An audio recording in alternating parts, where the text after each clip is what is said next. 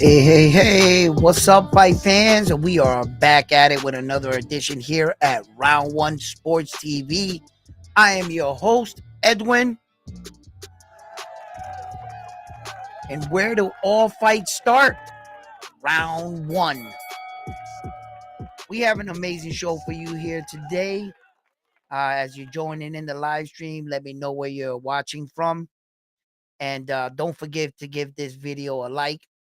We're going to be talking about some of the biggest and hottest stories going around in boxing today and some of the biggest boxing matches. I'm going to play a little interview with Concor Benn here. I'm going to let you guys hear that. I'm going to talk about that. Teofimo Lopez and Boots, allegedly in the workings of making a fight. We're going to get into all that and more. So stick around and join us here at Round One Sports Talk.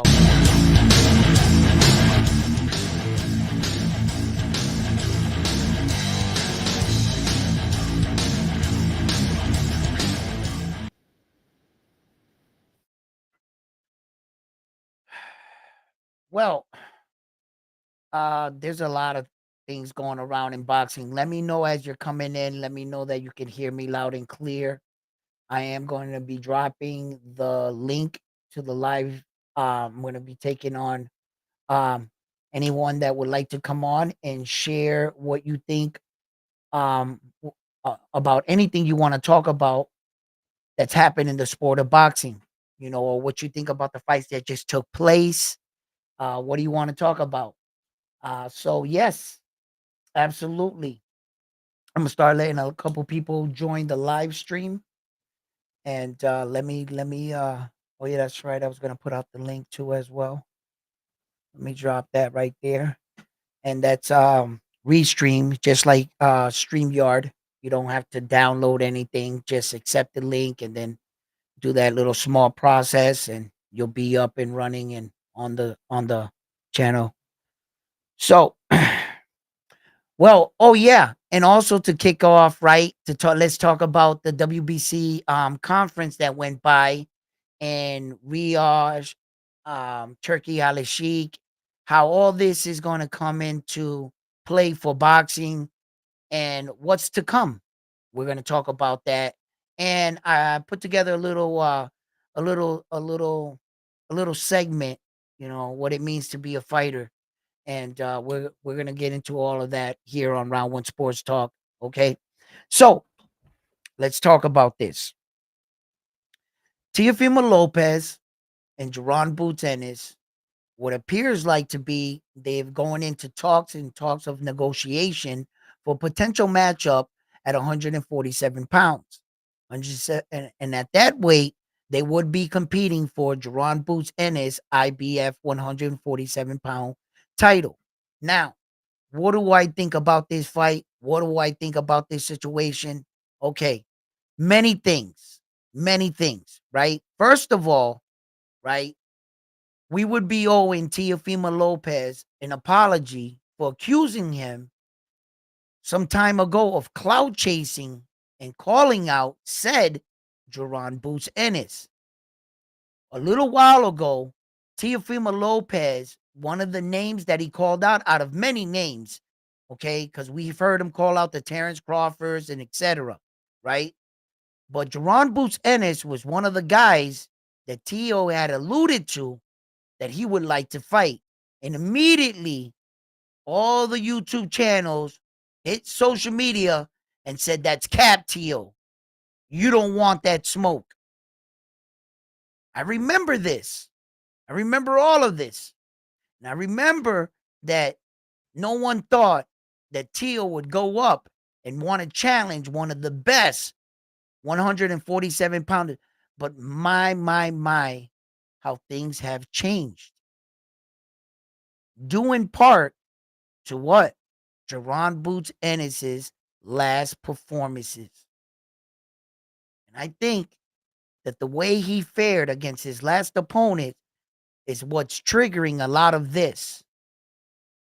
Now, throughout fighting, I've always learned not to hold a fighter on a particular fight. It's fair to say he either had a a substantial injury and he tried to hide the fact, or whatever the case may be, he had an off night. Maybe he won the fight but doesn't like his performance, and I'm not going to hold him to that fight. There's been many situations with fighters. Shakur Stevenson, I try to tell you guys, he's been on a little slump, right? I got to admit, but I haven't given up on Shakur Stevenson. I know he's a remarkable talent. I think he's like a deer in the headlights right now. He's that guy that's been doing trapeze, for like 10 years. And he finally looked down. What am I doing up here? Like, yo, calm down. You've been doing this for 10 years. You can do this. Keep going. And he's out there freaking out now. No, wait, whoa, yeah. Yo. This is not your first rodeo. And a lot of athletes go through this. So when we're talking about, fighters like Tio, right? And coming at Jerron Boots Ennis because of his performances of late. And I think that when Jerron Boots Ennis, and Ed Hearn, that look that they had on social media where one said he didn't know about the contract, the other one acknowledged the contract, being sent over, and was he gonna fight Ortiz at 154, at 147? Then, they went back and said, yeah, we even offered it to him at this weight. And he said no. And it made him look weaker. And is this a case where Tio's thinking to himself, yo, let me attack him now, right? And there was a stretch just before that fight where he was inactive for a very long time due to promotional, things of that nature. And he hasn't been really active. Tell you the truth, Jerron Boots Ennis hasn't fought any of the top guys to really say, yeah, he's a remarkable talent. Yes, he looks good against those kind of guys. Now, all of Teal's antics aside, everything aside, all Teal's antics, right? I say to myself, you want to know something? Teal seems to rise to the occasion when when he gets presented with a big fight. He really does. And sometimes Teofimo Lopez, right, puts himself in this kind of situation, in this kind of challenge to motivate him and to really go in there and train that much better. His father made the decision that he might have took him as far as he can take him, Teal. And he went over to Eddie Reynosa gym, the coach of Saul Canelo Alvarez. And I guess they're acquiring his assistance, his eye. Tio spoke about it, and they said, in your next fight, who's going to be the head coach? And Tio said, that's going to be talked about. So Teofimo Lopez right now, um, look, honestly, in this fight, I've been thinking about it a lot. If it is to happen, because if it doesn't happen, then Tio's gonna look like a dick. He really is. If this is another case of him, attaching his name to another fight, here we go again type thing. But the fact that Top Rank and a lot of these guys issued statements on it, there was a lot of well credible reporters on X that wrote on this, and that the negotiations have started. How far they got into it. Was it a phone call? I don't know. I don't know any of that, right? But there's talks with a potential fight, and they had that WBC conference, and there was a lot of fighters there. Conor Benn was there, and he spoke up on potential fights too. Where? At 147 with who? Mario Barrios. Real quick, let's take a look at what he said at I think this was at the convention, right? And I like what Conor Benn said here. I'm not a, you know, I cover the sport, so I cover all boxing. I'm not a per se fan of any one particular boxer, right? I like a lot of them, but I love them all. And Conor Benn, the way I think he kept it 100 here, you know, with his selection of words and choice in the interview. So we're gonna check it out. So you tell me what you think. And he says a lot here in this interview, and we're gonna break it down. And it has to do with this fight with Teofimo Lopez and Jaron Boots Ennis because there's a correlation. So let's just check out the video, and I want you to watch it with me.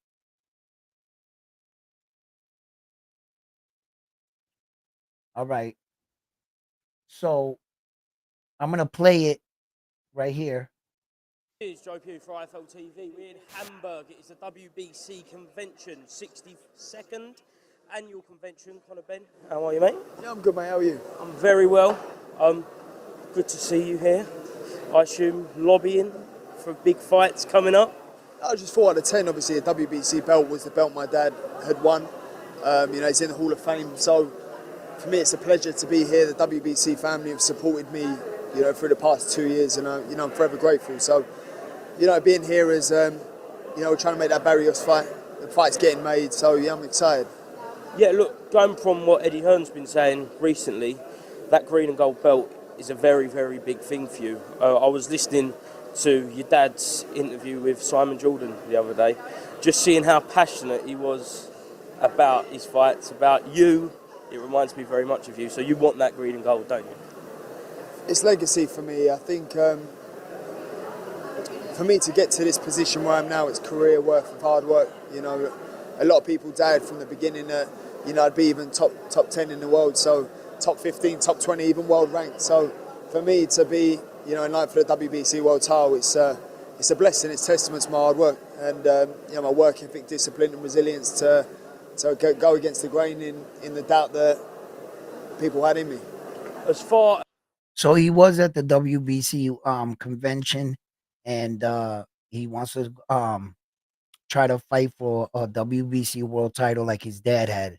As the Eubank fight goes, it's my understanding now that you are going to go that route with the Barrios, and he looks like he'll be going in for another world title against Lara. Is that, from your understanding, what's right? Yeah, I mean, obviously I hear there's still negotiations happening, but for me, I've instructed the team to solely focus on making the Barrios fight. We're wasting our time. We're wasting our time with the offer. It's 50-50 or it was nothing. I can't be bothered wasting no more time. The reality is I wanted to go straight away. I wanted to have an announcement for you guys straight after the verdict because there was zero doubt in my mind I wouldn't be cleared. So, for me, it's just I just want to fight. And February 15th, is the date that's available for the WBC World Title, the O2 Arena. So let's it's a no-brainer to me. I don't know why we need to just get that fight done and signed. Barrios' team are ready. I know 2 offers have been sent into Barrios, and I think the offers, are good offers. I know Barrios is a very tough fight, a massive fight, but hypothetical situation, you could be a world champion, Eubank becomes a world champion, and then within 2 fights, if you beat Eubank, then you become a 2-weight world champion if you fight him at middleweight. Could that all work out next year? I never thought of it like that. But yeah, so maybe not next year, maybe within a year. You think we're approaching January, so by the end of 2025, got Barrios, maybe a defence. Listen, ultimately there's big fights there to be made. If Teofimo, if Haney, if Garcia, if Javon Palumpa, if they want to come up to 147, they're 140, so they want to cut to 147 and challenge me for the world title, then that's fine. There is no doubt in my mind that I beat Barrios for the WBC world title. Zero doubt in my mind that I don't stop him. Are you looking forward to getting back down to 147? Because you always said that's your best weight. You're a beast at that weight. I'm a dangerous man at 147. I was watching my fight with Orozco this morning, and the fight with Orozco, if that was at 147 in them 8-ounce gloves, nobody is standing up to them shots. Nobody. Dobson, big guy. Orozco, big guy. Tough Mexican. Orozco is that Mexican we bring over and they always win. He was that guy, at a heavier weight. So me 147 is where it's at. What do you think of Gervonta Davis fighting Lamont Roach? The rumour has it he still can't get on a roller coaster. Yeah, he's that's the rumour. That's all I know. That's all I've been told is that they still won't let him on there for the height restriction. Will we ever see that fight? We know the offer was made last year, you had your back and forth, but it's all gone quiet on that front. Because it's just rubbish. I ain't got the energy for rubbish. Twitter, wanted to pipe up on Twitter. He's going, yeah, no problem. We'll get the fight done. Get your guy to contact me. Cool. Got a $15 million offer sent over, and didn't want to negotiate. So instead, he's fighting Lamont Roach. Just don't at me, Haney. Don't at me. Garcia, don't at me. Where are you lot at now that I'm a free man? Do you think they would do that if they saw you in person? Because we know online beefs and Twitter call-outs, but if they come face-to-face with you, I don't know if you have been face-to-face, would they come with the same energy? Don't concern me. Haney beating up kids in a fun fair. Didn't even beat him, missed by a country mile. So don't. He's just an idiot, isn't he? Haney is the wettest, mingiest boxer I've ever come across. Genuinely. How are you filing for battery? I get you got battered, but how are you filing for battery? I just want to understand. Who told you to do that? Who said? I have no respect for the man. Could we ever see a potential fight with you and Ryan Garcia? That would be fun from the outside looking in. I don't think he'll ever fight again, personally. My personal opinion, I don't think he'll fight again professionally. Why not? They just don't strike me as someone that's really interested or loves the game anymore. Maybe he felt like the game had turned on him and, painted his heart black. Maybe he felt, like he just had enough of, maybe not boxing, but the politics and the game surrounding it. There's some legends around this week. Miguel. Yo, that's interesting right there. The reason why I brought up that interview right there because Conor Benn said a lot, without saying too much. I mean, the interview was like 7 minutes long. I know it was kind of long and shit, but um, I just wanted to play it because sometimes people play like bits and pieces before they break something down. And then what happens is they like, oh, you only played this much of it. So I played as much as, you know, I felt like the rest they asked him was about people like, that he met or and at the convention, like celebrities he would love to meet, um so Conor Benn goes on this interview and he talks about a lot of things. First of all, he talked about that he was cleared from the charges from the PE scandals and that right away he knew that he was going to be cleared and he wanted a challenge for a big fight. He believes that his best weight division is at 147 pounds, and he wants to challenge Mario Barrio for the 147-pound WBC World Championship of the World, right? Which I think would be a very interesting fight. I would welcome that fight. Mario Barrio, I don't know what it is with this guy and this Manny Pacquiao fight that keeps resurfacing every once in a while. I'm getting a little like nervous, like Mario Barrio, like, are you serious right now? Like don't do that to Manny Pacquiao. You don't need to do that to him. Like out of respect, just don't take that fight. Take real fights. So he alluded to the fact that he wanted to fight Mario Barrio. He took shots at Tank Davis, rightfully so. Tank Davis took shots at him. They've had this little thing on social media, both of them going back and forth, right? Conor Benn and Tank Davis. But the thing is that Conor Benn, the things that he talked about, unification bouts, you know, um, that the fight with Chris Eubanks is not He sent him an offer for 50-50. I guess he didn't take it, whatever. Then he went on further to say that Devin Haney is a despicable fighter and that he's like the lowest kind of fighter he's ever seen. Yada, yada, yada, yada. Now, Devin Haney, we all know, fights at 140.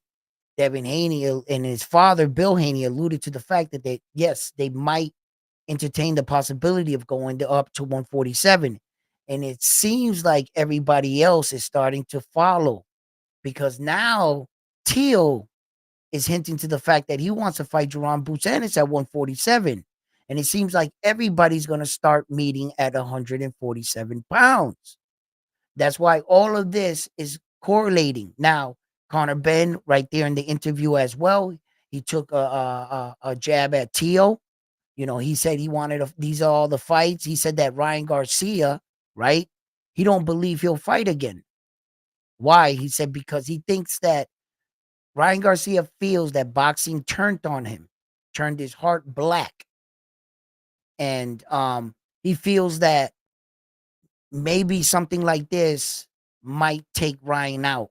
This year's suspension, which many of us came and thought the same thing. A lot of us that from the outside looking in, like, you know, see Ryan's situation, saw his antics, the things he said throughout, you know, the courses, whether leading into the fight with Devin Haney or anywhere else, and the things he has said, you know, a lot of people are questioning his mental health and whether Ryan Garcia will be here in the long haul, you know. So really Conor Benn said a lot for being a man that was suspended for boxing for um using PEs, you know, steroids. And he was given a suspension and he got the suspension overturned. Now, whether or not they deemed that enough time was served on the alleged offense and they dropped it, how far, I really didn't look into the extent of how they cleared him. Boxers have a tendency of taking that and saying, oh no, they cleared me of everything. And sometimes that not being the case. So I really want to go look up Conor Bennett's thing, but he's, you know, he's more of an overseas fighter.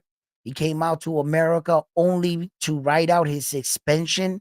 I expected him to get it done with Chris Eubank. You know, I thought that, you know, because of the history between the two fathers, two sons, you know, I thought that that would be a fight, you know, but apparently I don't know. I guess not. So he's taking shots at a lot of guys. Um, and everything seems to be pointing at 147. Everybody seems to, you know, like just like almost overnight, the 154-pound weight division got hot fast, fast. You know, all of a sudden we had all these good fighters and rumor fighters coming back. You know, Errol Spence Jr. was going to come back into the weight division. They also said the Charlo, one of the Charlo twins, was perhaps going to come back to boxing with their name, the new entry of Sebastian Fundora and Terrence Crawford, you know, and all the other men that were there, you know, the Ismails and the, I look, it just like almost overnight, it just popped off. So, and almost overnight, the 135 and 140 is slowly becoming a ghost town. And as you can see, sometimes when we ask these fighters, we want to see the best fighting the best, right? Sometimes when we ask these fighters to do that, once they fought that one or two guys, because in every weight division, how many fights are the best fighting the best? Or these guys even on each other's levels? Sometimes you got that rare guy that's in the division that's levels above everybody else. Naoya Inoue, Terrence Crawford, right? And when you get that, you know, it's hard to like make a measuring stick and who you're putting them against these guys, you know? Because they are truly like they're truly special, these fighters right now. And we're in a unique era of boxing, you know. So now like I think, well, I'm not willing to say completely 147 is the hottest division. I'm starting to think about it, because everybody's got to meet there. Some of these fights got to get put together. They start popping off some of these fights, then you can start saying, because now Devin Haney's not officially there. That's what I mean. Teofimo Lopez is not officially there, and neither is Conor Benn is saying that, yeah, that's where he's gonna go regardless. Conor Benn is shooting for 147 pound, and the WBC seems to be backing him. So I guess they're gonna see, because the WBC ranking, it's Suleiman. They have a board member of like a 32 members, and they elect these fights. They organize these fights. They put, they kind of like deem who's going to be fighting for their world championships, the WBC, the green one, right? So, um, I think he's going to have their backing, right? And whether or not he gets a fight, like that or whatever, who knows? Because it seems like nowadays, hey, yo, check it out. I talked about it and I called it, right? But I called it, but one of the two things had to have happened, right? With Ismail and Murder Check, right? That's what we call him now, right? All right. So that fight got canceled, and it's true. My man came on in my live stream, I think yesterday, and he says that the fight between Ortiz and Murder Check got canceled, right? Because Ismail pulls out, right? Well, and because I said that the fight with them was cap with Virgil Ortiz, that fight was never gonna happen because he had to fight him first. Well, they found a loophole in it, and he just got out of that fight entirely, but he's still scheduled to fight Virgil Ortiz. So now all of a sudden he's sick. He got a mysterious illness. So that fight is off. But what at least they did do for Murder Check there, they still have him penciled in for the fight. So they're gonna get him an opponent, which is cool. Because if you're gonna pull out on my fight, at least don't pull out on my payday too. And I got, I'm they're probably deep into training camp or whatever, or started, or you know, and so you're gonna want to still fight. So the fact that they're still getting him a fight, but he's sick, but I'll be ready for the Virgil Ortiz fight, which is, I believe, a bigger stage. I believe I'm not sure on the dollar sign. I would be truly just speculating at this point. I'm not sure in comparison how much he would have got paid for that fight versus this fight. I'm not gonna sit here and lie and say just feed it to you. Oh yeah, he's gonna be making more money. These guys, they'll typically say that shit. And if they know, kudos to them. But I don't know none of that shit. So I'm not just gonna make up shit, right? But I can imagine Riyadh season, the Saudi Prince being involved, him asking you, yo, don't take that fight, take this fight. Here's a little vanilla envelope, maybe little gift. Thank you for keeping our card alive, and knowing that you're gonna show up to fight Ortiz Virgil, but coming into such a big fight with only a 2 months span. And I talked about this. I told you guys there was only 2 months in between both fights. I was like, hell no, I don't see that fight happening. But instead of them pulling out of the Virgil fight, they backed out of the first fight. And that's how you'll get the Virgil fight. So now, yes, we're gonna get the Virgil fight with Ismail, and we're gonna get it. It's gonna be on that Riyadh season card, right? With the rematch, right? Demetrius Bivol and Arthur Benavides, right? So yeah, that's how they got it. That's how they're gonna get the fight together. So now I believe the fight will happen. Now the only other fight on the card is the Shakur Stevenson and Schofield fight. Whether or not that kicks off, whether Schofield's serious about this or not. Do you guys think that Schofield is ready for Shakur Stevenson? Or are they just setting up Shakur Stevenson with a young talent that he's going to be able to shine on? You know, there was a big announcement there at the WBC convention, right? Where Connor Benn, yes, in fact, was speaking from. He was there at the convention, and that's where the interview took place. At the beginning of his interview, he stated that.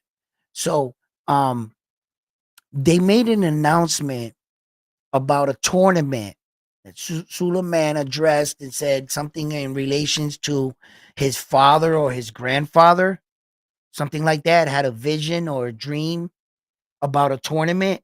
And the tournament was, about all kinds of fighters from all around the world, but they had to be, I guess the stipulation is they can't be over 26 years of age, right? They can't have more than 10 fights. They got to be all prospects, right?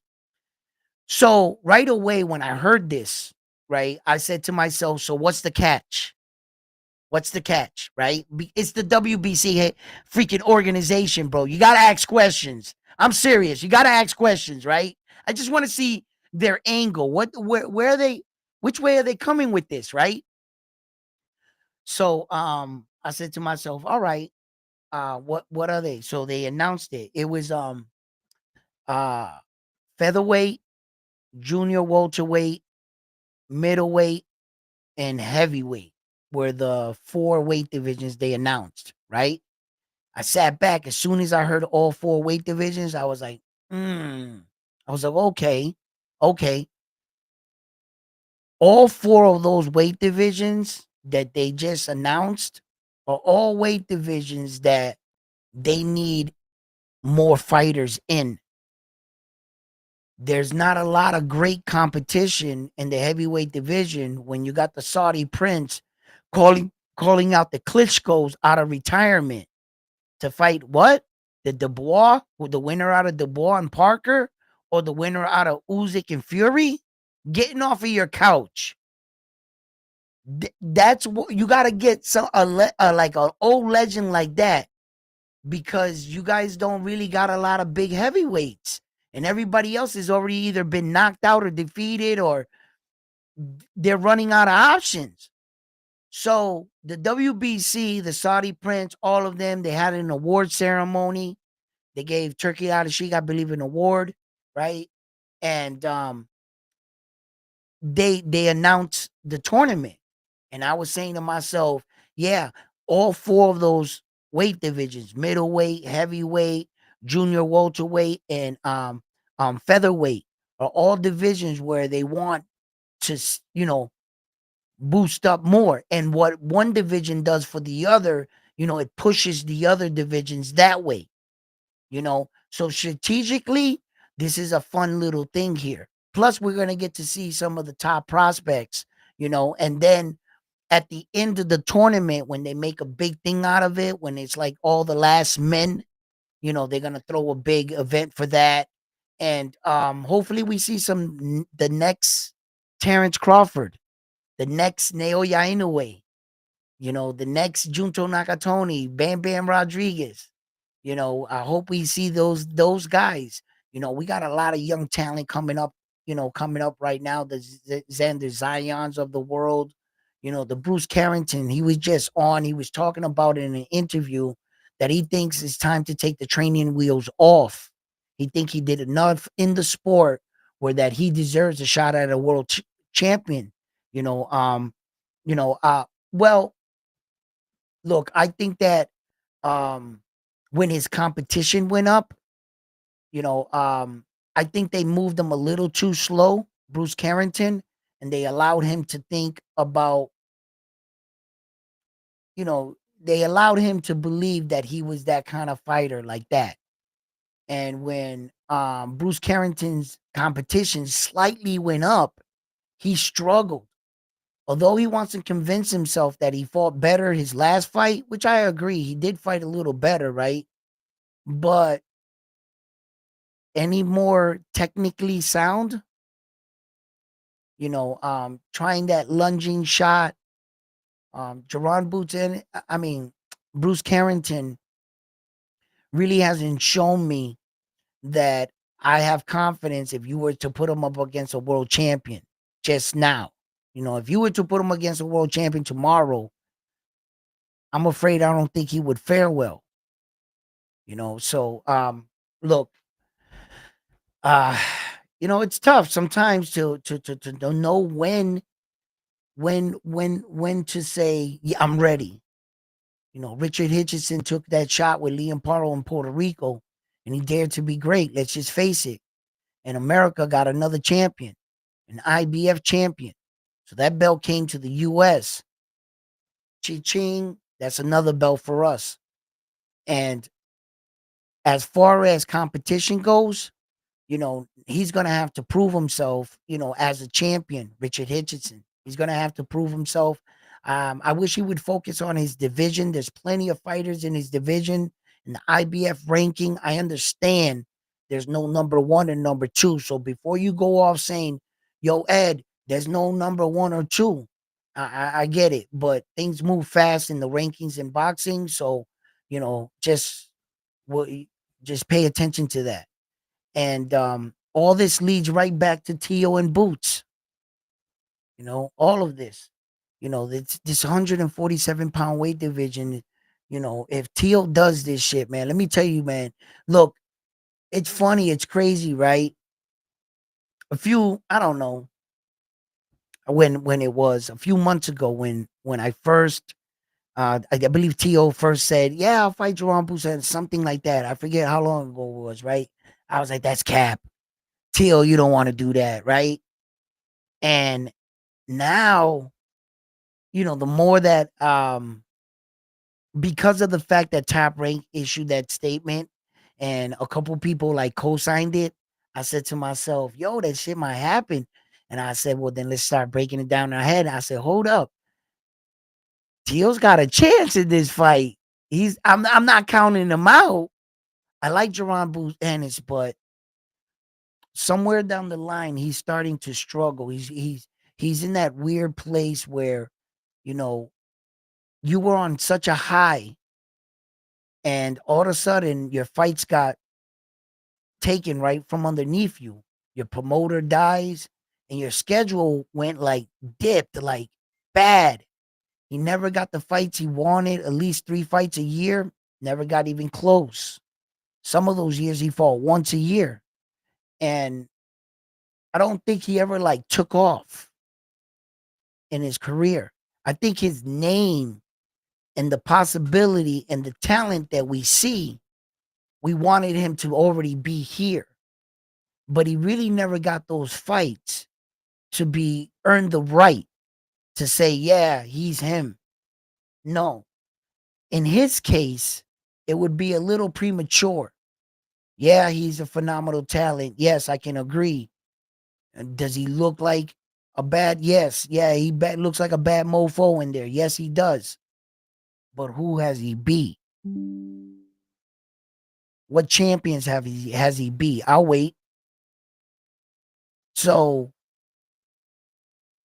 you see, in this sport, it's a blood sport. You gotta understand that you're gonna have to earn your way in boxing.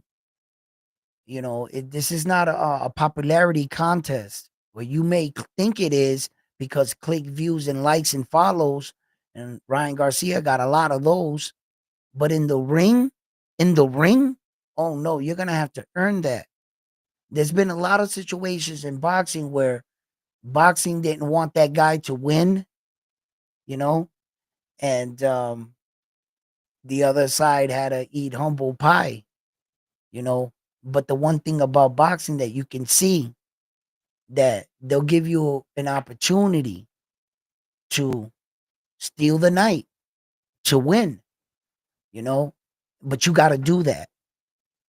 You feel me? So I I can't wait to see some of these guys back in the ring. What's up, Carlos? How you doing in the building? What's up, my man? I got Boots against Tio all day, he says. Yeah, look, Carlos. Ah, yo, freaking Tio, bro, right? He got me second guessing this fight, bro, right? This yo, at the big fights, for some reason, Tio shows up. And one of the biggest fights I would love to give Tio credit for is that Josh Taylor fight. I would love to give Tio like full credit for beating Josh Taylor, the fighter he once was. But it was apparent Josh Taylor was on a decline. With those fights with Jack Catterall, he was on a decline. So I don't really believe that Tio beat the best version of Josh Taylor. No, I remember who Josh Taylor was coming up the ranking. Okay. And I just don't think he beat the best version of him, in my opinion. So even if I wanted to use one of his biggest victories, honestly, that's how I feel about that situation. But Tio always seems to win and win good against his toughest opponents. He looks like shit against these other. I don't know why. I talked about this in my other live. You guys know how I feel about it. And freaking Tio, right? For as much as listen, let me tell you something right now. If you think I'm backing Tio because I'm just backing him, I have never forgotten the shit he said about my Puerto Rican fighters and my people. Okay? I have not forgotten that shit. But I also am not the type of person where I'm gonna allow something to cloud my judgment on Tio as a fighter. And he seems to rise in these freaking occasions. Now, can Jerron Boots Ennis be the man to shut Teal's villainous mouth up? A lot of people want get back for a lot of things that came out of Teofimo Lopez's mouth. And they would love nothing more than to watch Jerron Boots Ennis be the one to give it to us. And they think that Teo will go down in that fight multiple times, then get finished. So it would be a spectacular show in your head, right? Reality sometimes is much different than that. Teo, I don't count him out. Do I make him the underdog? Absolutely. Do I have Jerron Boots Ennis more favored? Absolutely. Yes. Being the fact that Teo's moving up in weight, this is Jerron Boots Ennis' weight. And I don't believe that Jerron Boots Ennis can't make 147. It's apparent. If he couldn't make 147 anymore and he needed to go up, he had a big fight in front of him. He would have been on that Riyadh card fighting against Ortiz, wouldn't he have? He denied the fight. Why? To stay at 147. What does that tell you? That tells me that what happened to him in that ring in his last fight was due because he wasn't training as much. He might have stood out in the party a little too long. Sometimes these athletes forget what bought them that car, what bought them that chain, them clothes. And sometimes they want to stay in the party. Jerron Boots Ennis has to get honest with himself and know maybe I didn't take him too seriously. Maybe they forced me to fight him and I didn't feel like he belonged in the ring with me. It happens. I can understand that. Now, would he be dedicated and more motivated to fight a fighter such as Teofimo Lopez and be the one to do the people's dirty work? The people want some of these fans, they want retribution. What came out of his mouth, and they will love nothing more than Jerron Boots Ennis to be the one to do it. Tio saying, I would like to see that happen. Tio saying, I'm either going further in my training, getting assistance from other coaches, other techniques, other strategies in boxing. He wants to evolve. Tio sees exactly what I was saying for a very long time. That I felt that Tio has stood stagnant in his boxing career. Four or five fights, somewhere around there. 3, 4, 5 fights. He's fought exactly the same way. Tio, he hasn't elevated any part of his fight. He's only stood in shape. He just did what he knows what to do, what he learned what to do. And he just worked on that, trying to get that part better. I guess he felt like there was nothing else to learn in boxing, which is not so. So now Tio feels like he's in good space. He's got a little new look for a head coach, Eddie. And is he really going to come after Jerron Boots Ennis? Is he really? And you know what separates Tio from these fights? The fact that he lost. The fact that he lost. If Tio was still undefeated, you think he would take a risk like this big in his career? I don't think so. The fact that Tio lost, and he's like, well, I'm not putting my O on the line. I've already been defeated. Now it's time to defeat Jerron Boots Ennis and to walk out of there with that belt. Another thing that benefits Tio is he's not going to lose anything. Shall he move up to fight Jerron Boots Ennis at 147 and he loses? He's still the 140-pound champion for the WBO. He doesn't lose his belt like that fake-ass lie that Ed Hearn says, oh, I don't think Jerron Boots Ennis is going to move up to 154 and vacate his belt. He could have called the IBF, worked it out with them, and been like, yo, I'm just going to fight at 150. Okay, all right, go ahead. If you want to come back down, you're still the champion. Let us know. You don't lose your belt. So that was a bullshit statement from Ed Hearn. I don't even know why he would say something dumb like that. I think he was just trying to do damage control when the guy called him out and said Boots didn't know about it. I think he tried to backpedal and he wasn't really thinking or processing what he was saying. He was just trying to convince you, oh, this is why. Nah, he would have never had to have vacated. It would have been his decision. You don't even got the power to do that, Ed Hearns. Like, what are you talking about? So yeah.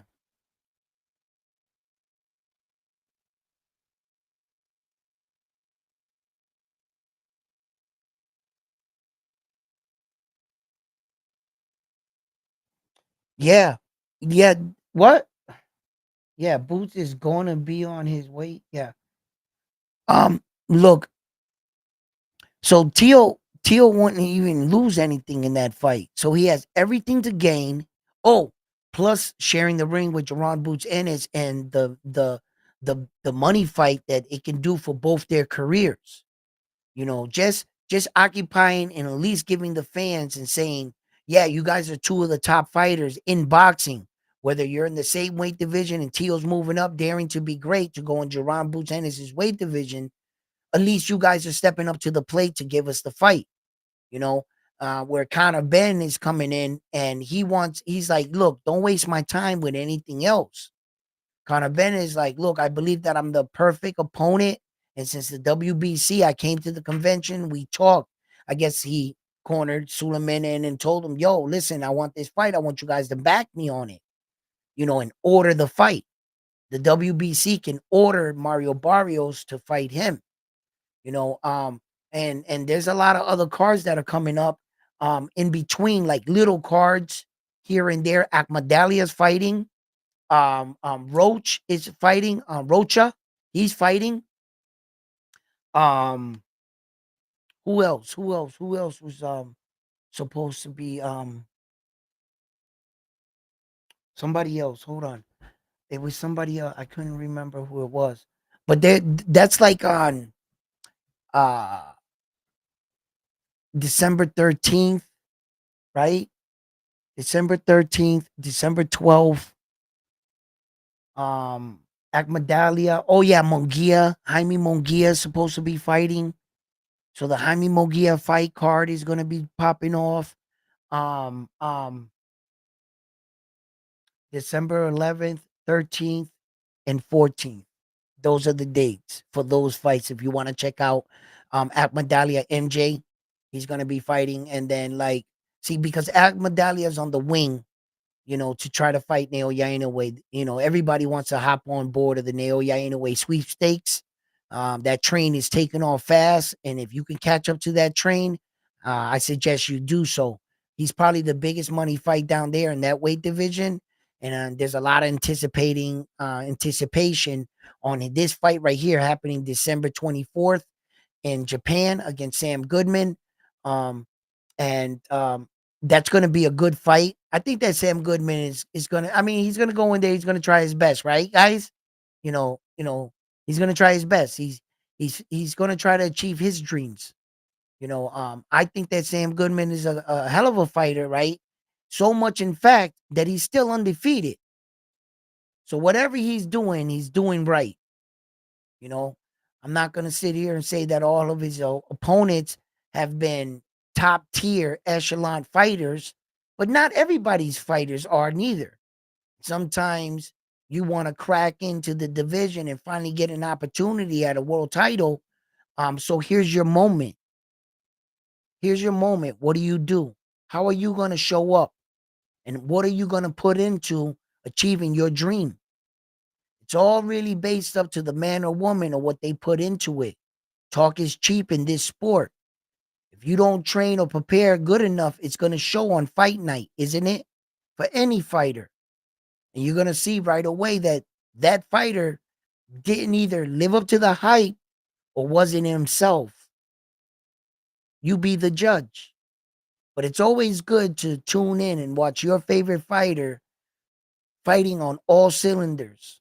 Win, lose, or draw. If they go out there and give a good account of themselves, they'll always be your favorite fighter. A lot of you saw Anthony Joshua get knocked out, but a lot of you stood his fan, didn't you? And when he fought, did you tune in to watch him fight? Yeah, but he got knocked out and lost, and yeah, that's boxing. We know who Anthony Joshua is, you know, and we knew that even if he was to come back and try to the rematch with Usyk, he didn't win that neither. But he still supported him, didn't you? You know? And some of these guys are just trying to prove themselves. And um, Richard Hitchison proved himself against Liam Paro out there in Puerto Rico. Um, you know, and kudos to the young man. Now he has a target on his back.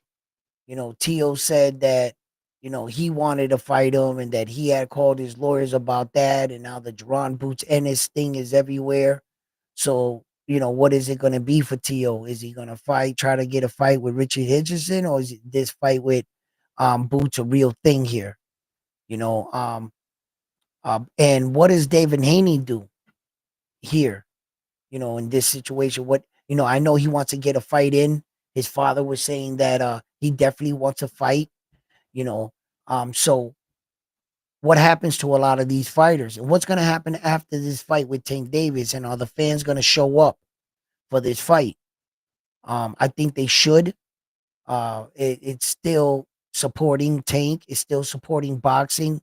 I believe that Tank Davis is always going to give you your money's worth. So far when you buy a Tank Davis fight, you get your money's worth. I gotta admit. Um, you know, has it been a time where that now we're like as fans asking more of Tank Davis? Come on, man, Tank. You gotta fight some of these guys. Whatever's going on, whatever the case may be, that's where Tank is at. I don't think he can really take another Lamont Roach fight, another Frank the Ghost Martin fight. The people want to see him fighting the best. And I think they're gonna back Tank into a corner where he's only gonna be able to get another title fight at like a 140. And they're gonna do this to try to like beat him. because he doesn't belong at one. He doesn't even belong at 135. Tank Davis is a natural 130 pounder. He's a small dude, bro. He should have stood at 130 and dominated had he stood more disciplined in the gym and kept himself in line. He would have had a good run at 130. But he's over here losing belts on the scale. Uh, you know, it happens to the best of us, you know. Sometimes learning how to manage money and learn how to live with money uh can be a problem all in its own. So he had a lot of growing up to do, Tank, and it looks like he is. It looks like he's settling in and on his career, but it also looks like frustration is also starting to settle in where he's not getting the fights he really wants. So I believe that's going to affect his purse and it's going to affect the dollar amount on his fights.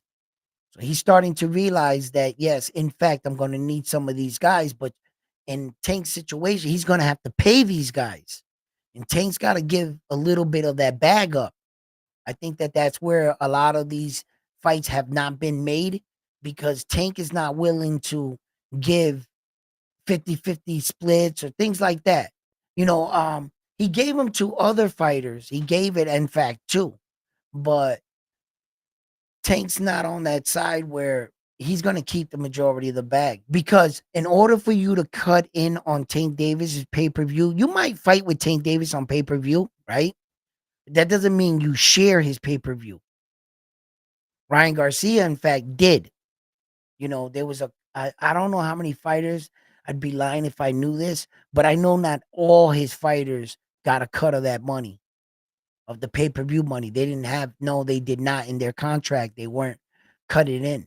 So Tank Davis took all that, you know. So yeah. But look, I would give a large amount of that money. Yes, I would, if it guaranteed me a fight at unification at this point in my career. If I was Javante Tank Davis, I would give away a large portion of that money. Hell yeah, man. Just to get these fighters inside of there. Now look at this, what's going on, right? This is probably like official. Keyshawn Davis is fighting for that WBO championship. That's an in-house fight, and I think that's done. So Keyshawn Davis he is fighting for that WBO World Championship at 135, right? He gets that belt. He's gonna put him in position. And this is what I mean about these guys not being able to get these big title fights, right? And you see these young bucks coming up the division, locking title fights down, you know, doing it the right way, winning, in position. I'll take the fight. You know, not winning, getting this and just tiptoeing around the outskirts of everything, you know. And I think Tank's got to do something. He's got to do something because he might put himself in a bad situation.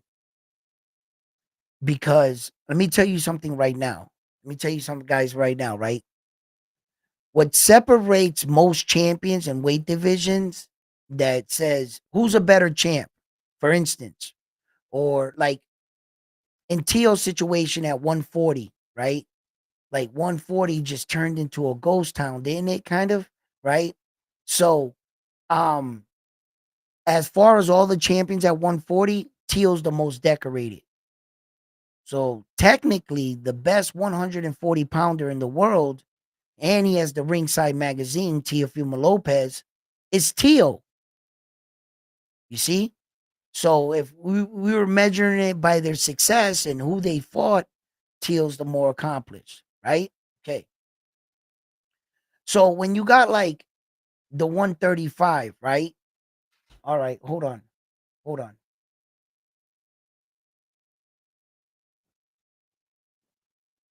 In order to be a better champion than me, you got to have more than me.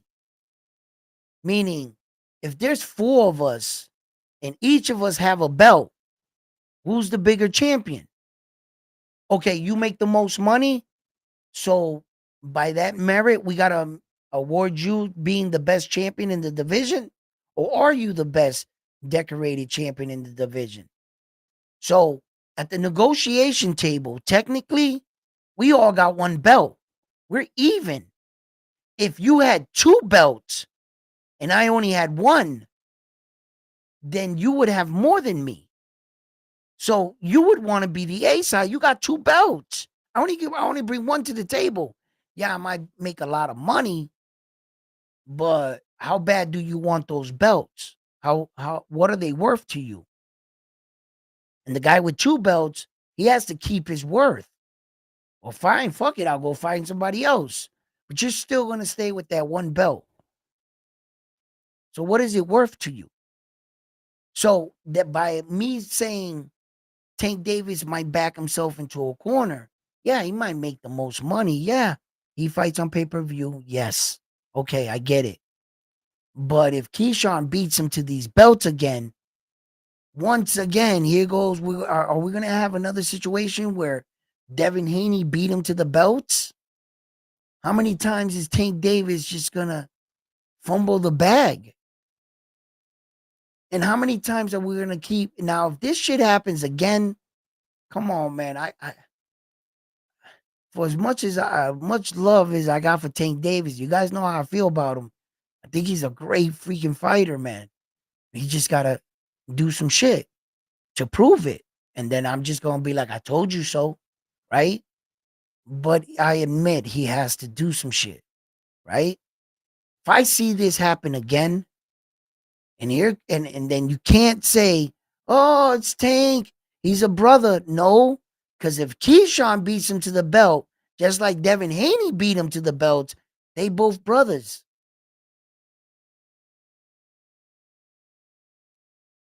There's nothing I'm going to be able to say. I'm going to be sitting here looking at Tank Davis like, what the fuck happened again? Where do you keep going wrong? And why? So here we go. Keyshawn's going to fight for that belt. If he beats him, right? What happens with the WBC World Championship?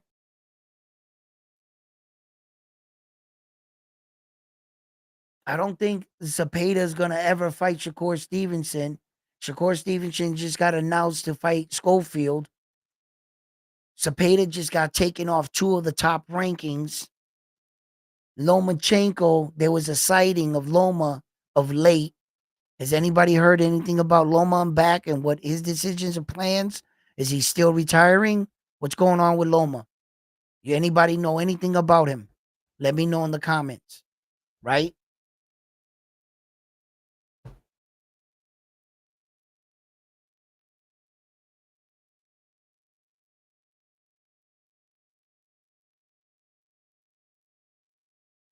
There's a problem. There's a problem. All right. When I look at the landscape for Keyshawn Davis, he's not going to fight Shakur Stevenson. They friends. They got decoder rings last week, and they send each other decoder messages, and they're in the same boxing club. They friends. They ain't fighting. He's not going to be able to fight Tank Davis, Lomachenko, depending on what he does. How is he going to unify Keyshawn Davis? The only other option is Loma. How would he beat Tank to the belts? How would any of them beat Tank to the belts if out of the 3 fighters, 2 of them are not fighting each other? This is going to become messy. The 135 is going to become messy. Either 1 or 2 things are going to have to happen. Either Shakur Stevenson is going to have to move up in weight, which I'm not sure if I see that happen, or Keyshawn Davis is going to have to move up in weight, being the bigger of the 2. He has the bigger frame. He might be I don't know. Shakur Stevenson looks pretty thick too. He looks big. It's just that he's not faring well right now. His punch is not really translating. He looks pillow fisted of late. I still believe in his shot, but he's just not really throwing it with that kind of conviction. Something happened in that Edwin De Los Santos fight that I don't really believe that Shakur Stevenson is giving me that vibe. So if Shakur Stevenson, Keyshawn Davis in the same weight division and they're publicly saying they're not going to fight each other, where does that leave freaking Tank Davis and Loma? And how could they get more to entice Tank Davis to fight them and at least at the negotiation table get a piece of that pay-per-view money? Because you're going to need 2 belts. Anything other than that, Tank ain't giving you that money. You don't deserve it, he's going to say. You didn't build this pay-per-view shit. I did. Where's your pay-per-view numbers before our fight? If you had pay-per-view numbers before our fight, now we can cut you in there on the pie because you're pulling your weight. But how am I going to be the one selling all the pay-per-view and everybody tuning in buying my fight and I'm just going to give you money? You ain't helping me sell shit. Tank ain't going to feel that way. So in order for you to make negotiation with Tank, I felt, and I was trying to think it out,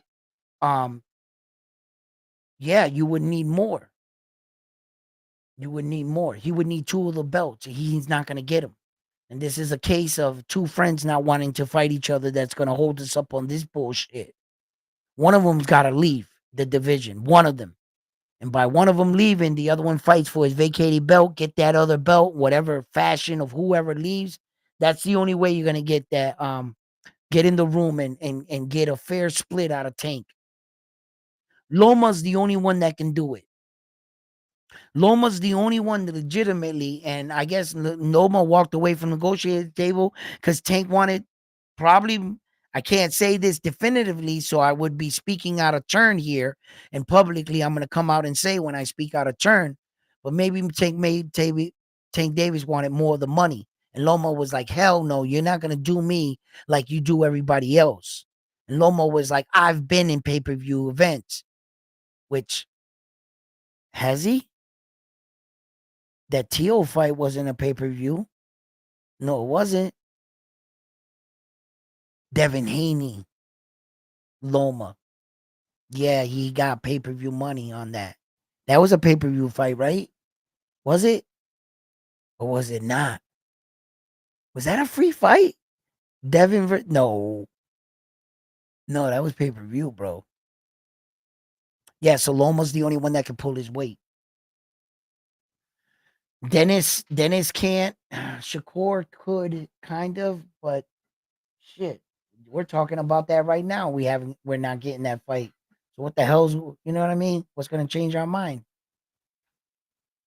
But Richard Hitchison did his thing though. He really did. He really did. And Richard Hitchison, calling out Tio like that, depending who wins in that Jose Valenzuela fight, I guess he's on that other Riyadh card and he's scheduled to fight the Russell. So, I mean, yeah, Gary Antoine Russell, right? So depending who wins on that fight, then we could look at the landscape and see what's going to happen. Richard Hitchison actually, would be a good fight for Devin Haney. It would actually be a good fight. I think Devin Haney can beat him. Richard Hitchison. I think Devin Haney can beat him. Richard Hitchison might be a little big. Might be a little big for Devin. Might be another case of like Ryan and shit. But nah. Devin, I don't know. For a long time, I called him a weight bully. For a long time, I was like, Devin's a weight bully, right? He's a weight bully. And all of a sudden, Devin Haney got small as soon as he got in the ring with Ryan Garcia. Since that moment, he's been little to me ever since. But prior to the Ryan Garcia fight, he was highly criticized, even talked about in some freaking boxing athletic council's meetings there. He was even brought up in conversation for being such a weight bully, right? And no bullshit. No sooner he got into that fight with Ryan Garcia, he got small to me. Devin Haney got real small. All of a sudden, he looks fragile to me. From going in the ring with Loma. What are you, in the heavyweight division? Loma said. Remember that? Now he just, in my head, he looks real little now. And now I would actually have to see him standing next to Richard Hitchison. But Richard Hitchison, he blew up a little bit with that Liam, but the 10-pound rehydration is probably why he didn't blow up so much. Yeah, now that I think about it. Because I was gonna say, yeah, but I've seen him bigger, and it was probably because of that 10-pound rehydration that kept Richard Hitchison honest and kept him within that weight limit. You know what I mean? Because I was just gonna say, but I've also seen him bigger, but that's why. And then Devin would have to honor the 10-pound fighting for his belt, but I still would like that fight. I still would like that fight. Hell yeah. Listen, man, guys. Yeah, Devin Haney got beat pretty bad. He lost the fight, right? Got it overturned. We know everything that's going on. But besides all that, come on, guys. You guys can't, you got to admit, Devin Haney's pretty good. I don't know where you rank him now. And now, remember about a year and a half ago, like I think maybe 2 years, right? 2023.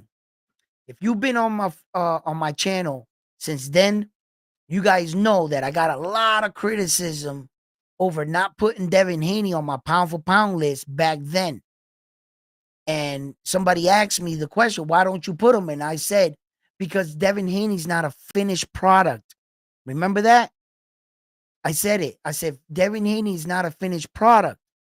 I said, you guys are seeing him fight these guys, but I'm trying to tell you that the young man has holes in his fight game and a lot of flaws. And I talked about it. I didn't like the way he went backwards. I didn't like how he fought backwards. He didn't respond well going on his back on the ropes. He usually went into a shell defense. And back then, I got receipts. I got videos. You guys can check them out, right? And see the comments that I answered and everything. It's all there, right? Because I've never put him on my pound for pound list. Devin Haney. Because I said that Devin Haney was going to have like two careers. He was going to be like Kobe Bryant, where he wore the number 8 and the jersey 24, right? I said because he came into the game so young and achieved so much so young, where that he didn't need that huge, fighting record, right? And before he achieved all, he was all of the age of 23 years old. He was already the undisputed world champion of the world. So I said, at 10 years to 23 is 33, right? The average fighter will fight into 33, like Saul Canelo Alvarez, the Charlo twins, 33 years old. A lot of fighters passed 30. So I gave him at least that. So I knew at that point we still had 10 years with Devin Haney. And I said within that span, he can earn his way into the pound for pound list and get better. Then he hit a truck. His career hit a truck, kind of. And the Ryan Garcia truck. And that truck was loaded. There was stolen goods in the back. They didn't have no insurance on the plates. He it was a fucked up situation. You know what I mean? But he still got hit by the truck. So Devin Haney has to put himself together and in both regards, meaning put himself together in the belief of a fighter, his work on his skills, and the mental part. He's got to learn to forget about that night. He's got to turn that off. He's got to embrace it. Accept what happened. No matter if your mind is struggling with it and saying, no, he cheated. No, Devin. Accept it. Embrace it. Welcome it. Take it as a learning experience. You know what it's like to be hit that hard. You know what it's like to be there. What could you have done better? Also, not only what you could have done better, scratch that. Scratch that. Just know that you're him. You are still Devin Haney. And you gotta believe in yourself. Moments like this can break most men. A defeat like that, they're never the same after that. They'll never be the same. But the good ones, the great ones, and sometimes the not so ones are the ones typically that can like rise the guy you think less than likely to rise up from that. There's guys that don't even acknowledge a loss. Losing doesn't even affect them. Doesn't even affect them.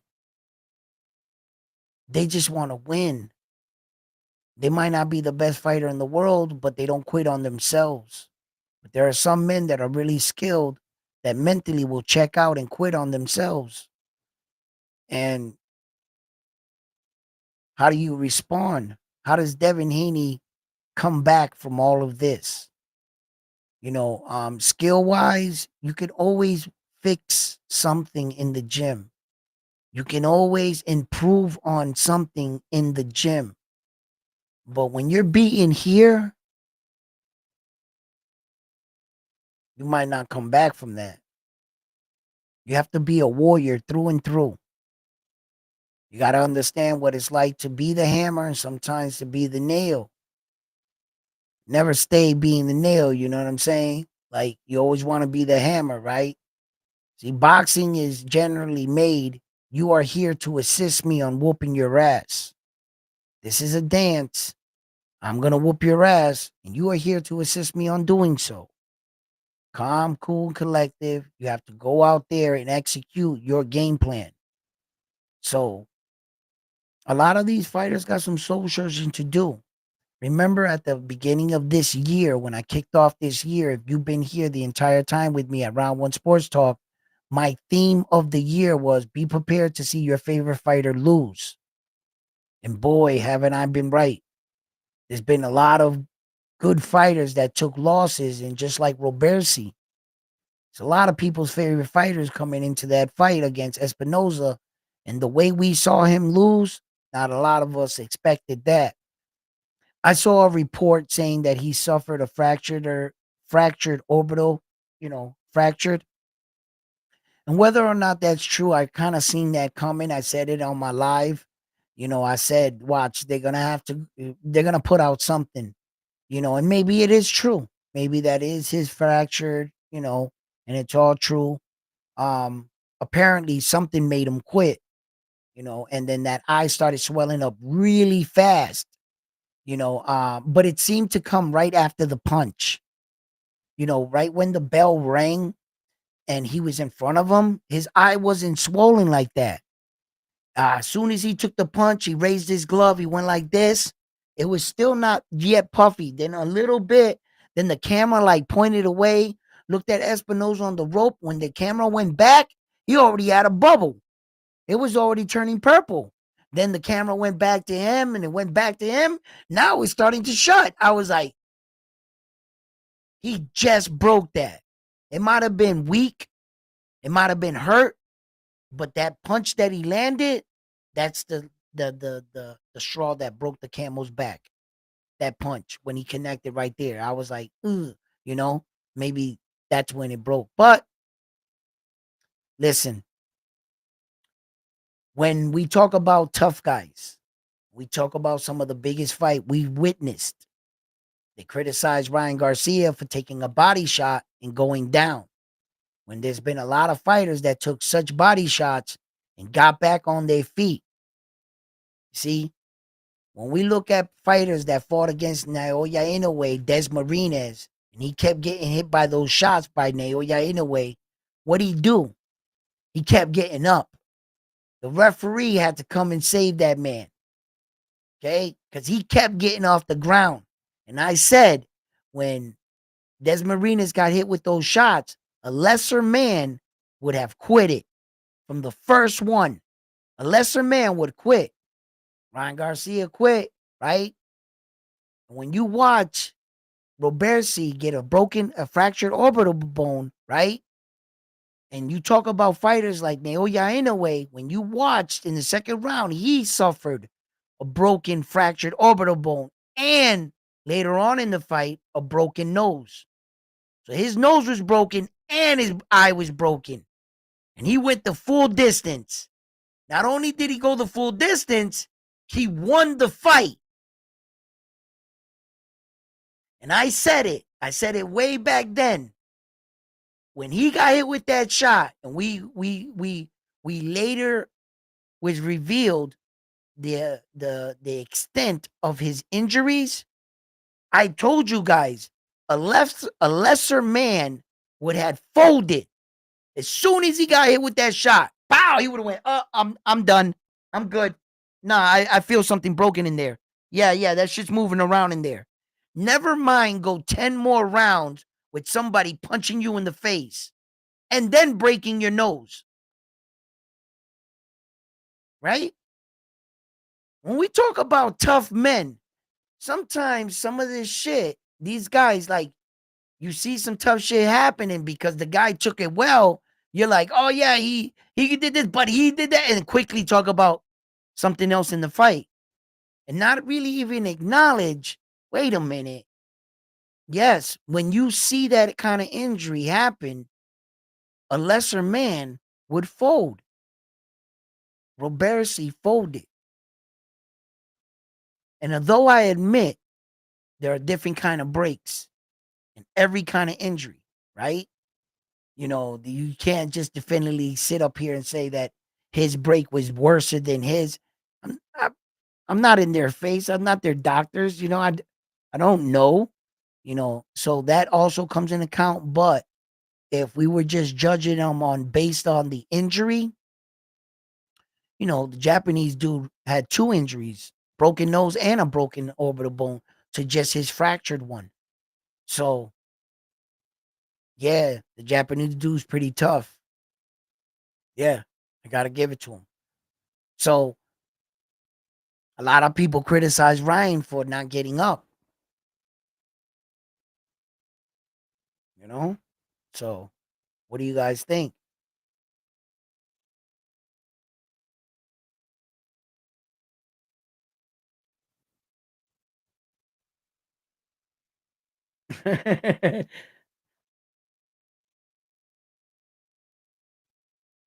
Loma's still in Cancun. What's up, Jonathan? How you doing? James, how you doing?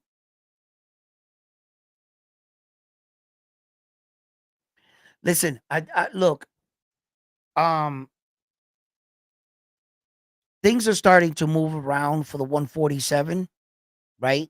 We talked about it, you know, Tio, all of them, you know, where hopefully a lot of these guys do enter it because it'll really spark up that division, you know, and then we would have the 154 that's already, you know, starting to catch, you know, with these fights. And I talked about it. Look at Ortiz and Ismail, right? They took the bigger fight for the bigger bag. And I actually think it's a better fight. I actually think it's a better fight.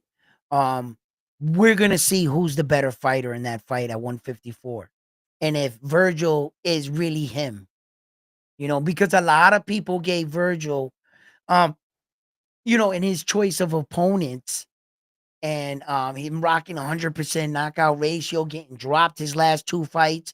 I mean, twice his last fight. Sorry, let me clear that up. He got dropped twice his last fight, right? So are they questioning him? Does he have a padded record, Virgil Ortiz? Or is he really him? And somewhere down the line, these guys didn't give him the title fights. Or it just the stars didn't line up at the time. We never know what these guys got going on in their personal lives. Maybe there was a time where Virgil could have taken the fight against Terence Crawford, and maybe he wasn't going through a good moment in his life where he couldn't get the kind of dedication or the support he needed to fight such a fighter. So he decided to pass on the fight at that time, take another fight, and then when he went to relive the fight, Terrence already had a fight. Then the fight skips by you again. Lo and behold, here comes an opportunity. You say, here it is. I want to fight you, Terrence. And now everybody's not taking you serious. And then here comes somebody else offering Terrence a bigger offer. and he decides to go elsewhere again? Was it a case of him not being in the right place at the right time, or him not being ready in those moments like he says? These are the things he says. So by fighting him and sharing the ring with him, we're going to have a measuring stick. Because if Terrence Crawford just fought him in his last fight and now he goes out and fights him, how do they fare against each other? The measuring stick's already been set by the best in the world, Terrence Crawford. If he's the number one pound for pound best fighter in the world and you just went 12 rounds with him, if Virgil Ortiz gets him out of there, what's that saying? It's not saying definitively he'd beat Terrence Crawford, right? Because styles make fights, right? But it's giving you an where he's at. And you can roughly say, okay, I'll put that performance in against that performance, and I feel better about this guy's chances. That's where you get your measuring stick. See? It depends how he does against him and who comes out victorious in that fight. If he knocks out Virgil Ortiz and Ismail like destroys him or something, you know, it could be a 12-round decision, unanimous, split, majority, whatever, right? But if it's anything other than that and the night is short lived, somebody gets knocked out at some point in the fight, then whoever, when the smoke clears, is standing, we'll talk about it then. And then that's where I'm going to go from. And then now I'm saying, because a lot of questions are going to get answered. We're going to finally be able to say, yeah, Virgil's power holds up at 154. Yep. Terrence Crawford's power didn't look like it traveled good. Now we feel like Virgil's the bigger puncher. Now we go after Terrence. It's going to give you that, you know, and it's going to give Golden Boy and Oscar, you know, because of late, doesn't look like Golden Boy is getting to any fights they don't think they can't win. Every fight is risky, as we all know, and sometimes the night don't go your way. But it looks like Golden Boy wants everything on his side in order for him to take these fights with these other guys. Or at least that's what it looks like. But he is yelling that he did want the William Cepedas, the Virgil Ortiz to fight these bigger guys. I'm not in the office. I can't call him on his shit. And I don't know if he's lying or he's doing the clout chasing or what the case may be. Because David Morale and David the Monster Benavidez sure the fuck did put together their fight right before your eyes. Boop, like that. Keyshawn Davis is getting his fight. It seems like a lot of these other guys are having no problem getting these fights. And some of these top guys can't even get medium fights. Like, okay, maybe you couldn't get the top guy we wanted you to fight, but why didn't you get the second? Or even the third? Shit, these guys are going out of the weight division and bringing people up.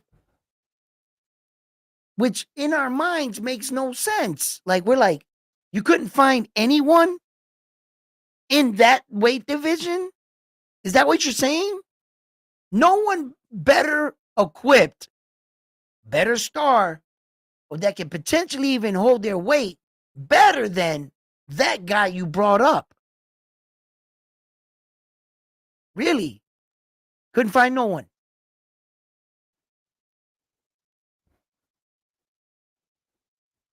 And that's fucking boxing for you, bro. You know, sometimes these boxers get they get bigger than boxing, and boxing got to bring them back down to reality. Sometimes boxing has to step in and teach these guys, you know, that's not your belt. Remember, you're at your job. This is the organization's belt. Just because you became world champion in this era, you might be champion right now. Guess what? There's been champions before you, and there's going to be champions after you. Soon as you get old, retired, and give up the belt, There's gonna be another world champion, or if you are defeated, whatever way comes first. But that's not your belt. Sometimes some of these organizations got to knock these fighters off their high horse to remind them who they work for. You pay sanctioning fees to these organizations. They provide you with the world stage in their belt. It's not the other way around, you know? So, um, sometimes some of these athletes get too big for themselves, and sometimes these athletes think they can just do whatever they want. No, I'll bring up this guy. I'll fight up here. I'll do this. I'm shit. I'll fight fucking that girl. Blah blah blah, and this and that. Like shit got crazy for a minute. Like, were we really at one point entertaining a fight with Clarissa Shields and one time Keith Thurman? Like really, like this. It was almost becoming like soap opera-ish boxing, that more people were interested at some point, the headlines. Why? Because sometimes we weren't getting these fights we really deserved. When we saw that era when all the great fighters there were at 135 at one time, they had a pretty good stable. They were all young. Ryan Garcia, Teofimo Lopez, Devin Haney, Tank Davis.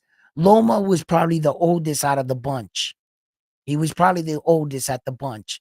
All these, they were babies, man. They were all in their low. They barely had hair on their face, remember? And we were excited back then. We said, man, we're going to get some fights, bro. This guy's going to fight this guy. I can't wait to see this guy fight. And it seemed like we really didn't get shit. And for as much criticism I gave Ryan Garcia for all his antics, I gotta admit, at least he fucking fought some of these guys, man. He fought Tank, he fought Devin. And Ryan's the one that instigated these fights. These guys didn't come after Ryan.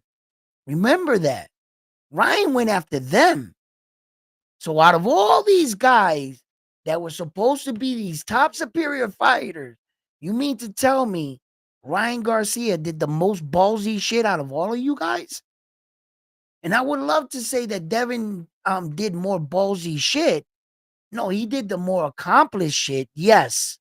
But the more ballsy shit, no. No. More accomplished, yes.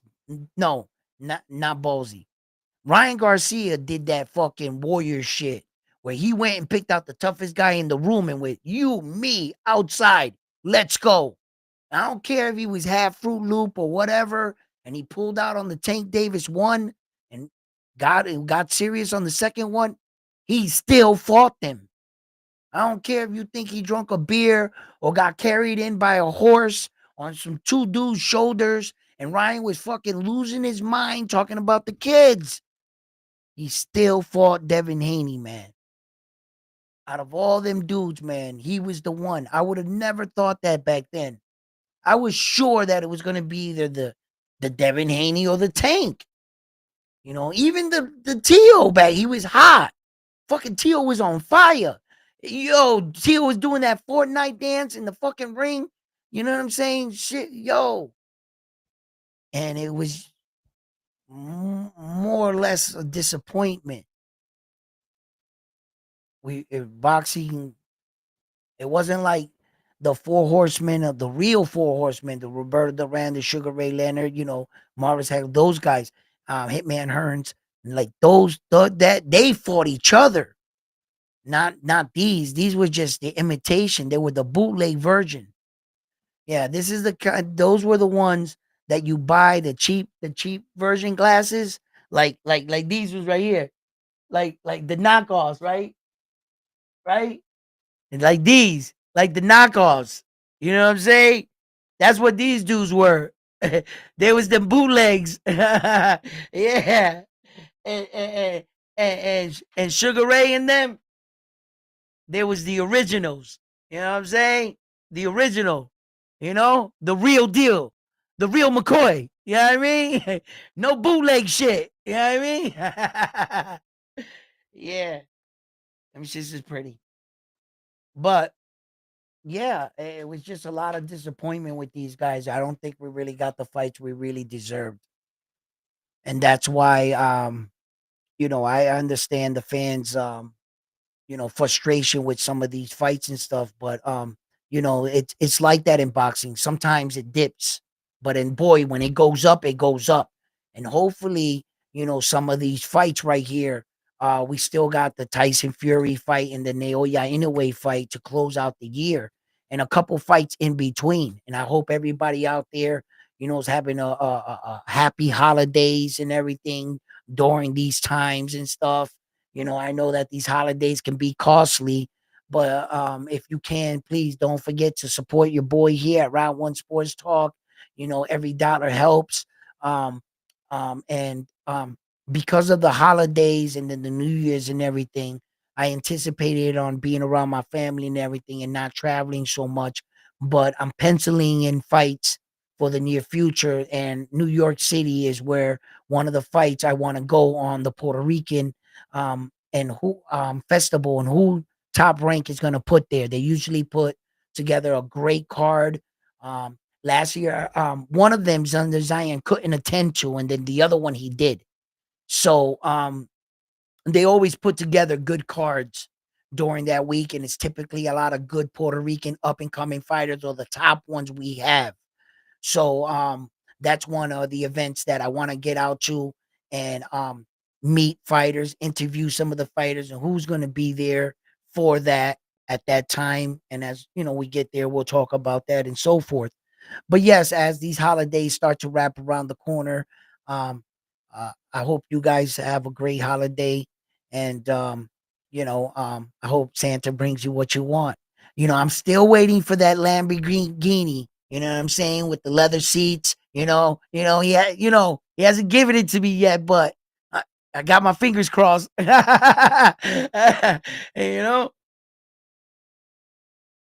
did Boots dodge Ortiz? I think Boots at this point, he's doing a little soul searching, and he couldn't be honest in front of a microphone. See, what happened with Boots' situation was that he got cornered in after his last performance at 147. He tried to blame it on the fact that he thought it was time for him to move up at 154. Quickly, in the same breath, he alluded to the fact that if a champion fought him at 147, he would stay at 147, which means what? No, you can make the weight. Right then and there, he put his foot in his mouth. And I caught that quick. And I said to myself, well, then if it's not the weight, what was about your performance that you couldn't get this guy out of here? And it was the fact that it's hard to train when you're sleeping on silk sheets now, ain't it? And that's where the fighter really got to dig deep.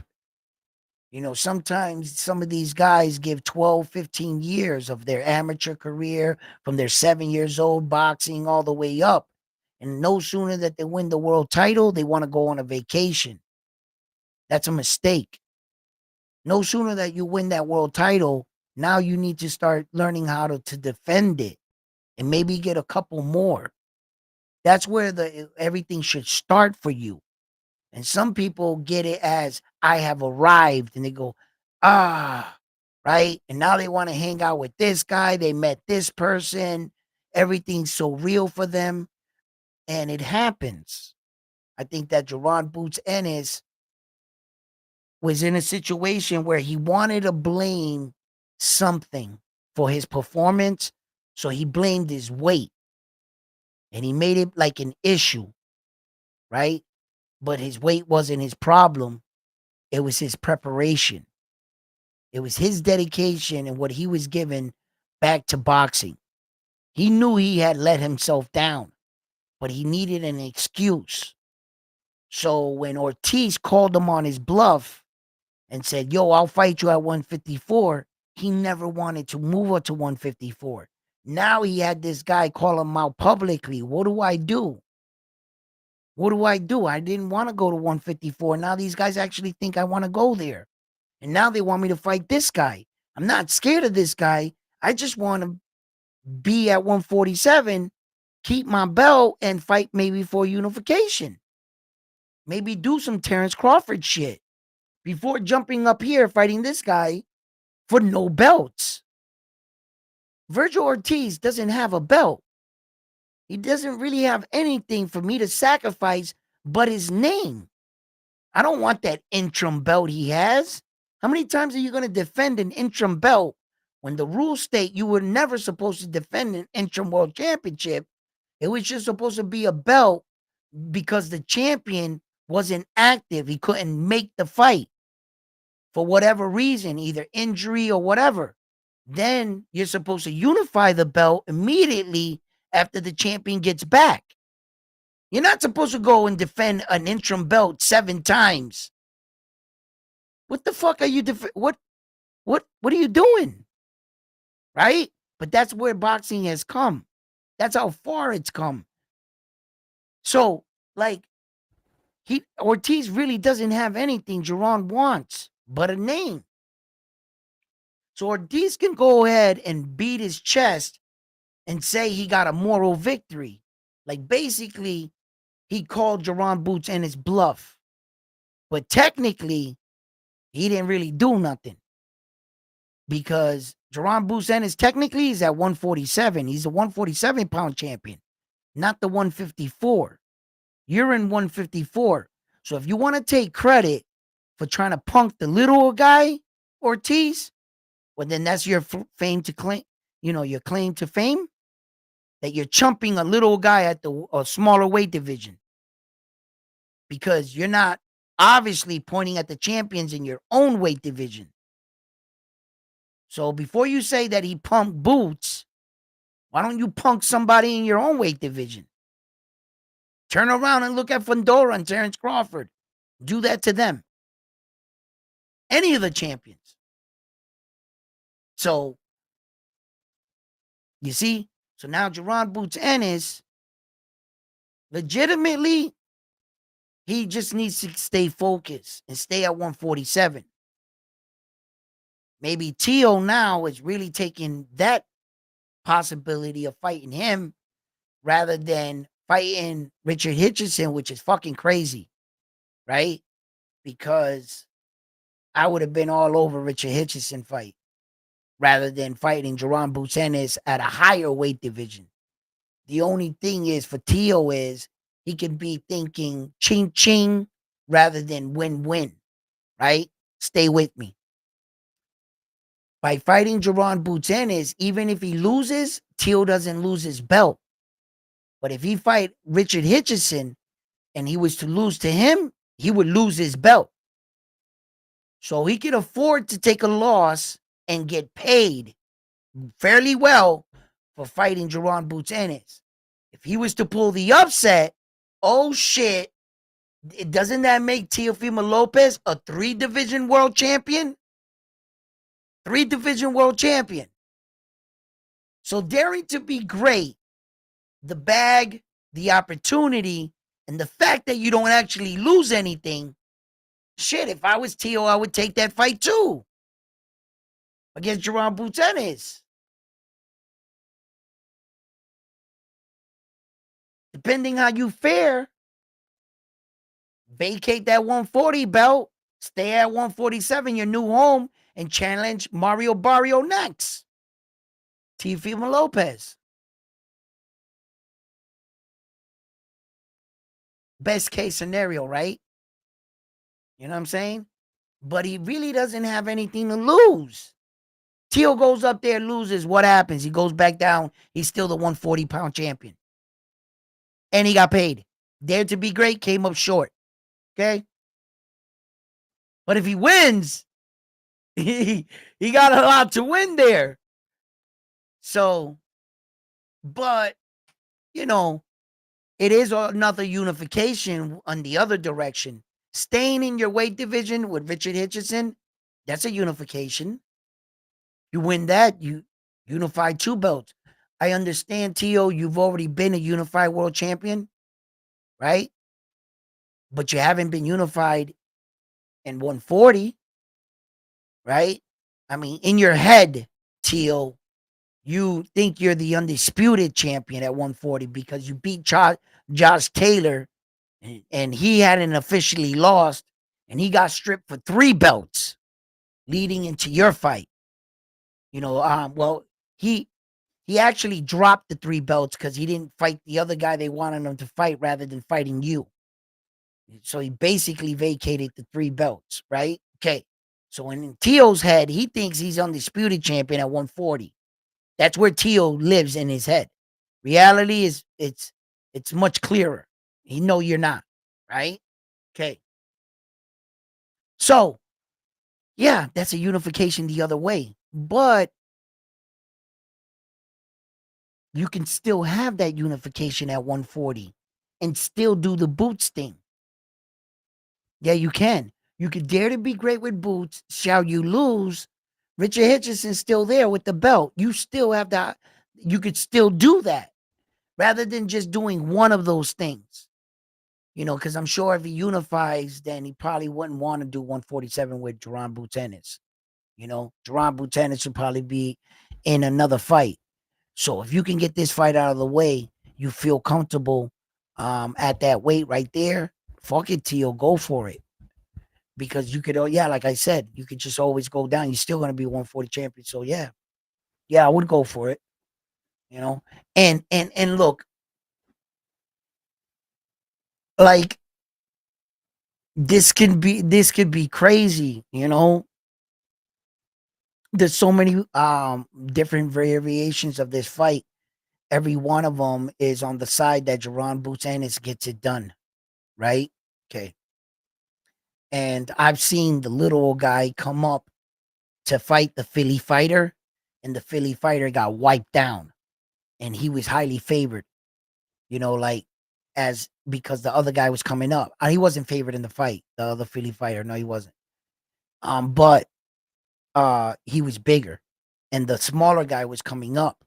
So among Philly fighters, they said, "There's no way this little guy is gonna come up to your weight division and beat you," and he did. He did impressively. Naoya Inoue moved up and beat the shit out of Stephen Kobo Fulton.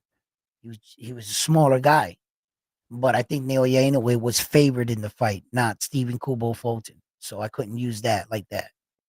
But as far as the small guy moving up, you would think so. So in Teo's situation, he would actually be the smaller guy moving up to 147. See? So you would typically, and with the skills that Jerome Boots got, come on, man. You'd be kind of foolish to bet against him in that fight against Teo. you know. But you know me, I always love an underdog. You know what I mean? I always like an underdog, right? But fucking Tio had to be the underdog in this situation. Him and his big fucking mouth.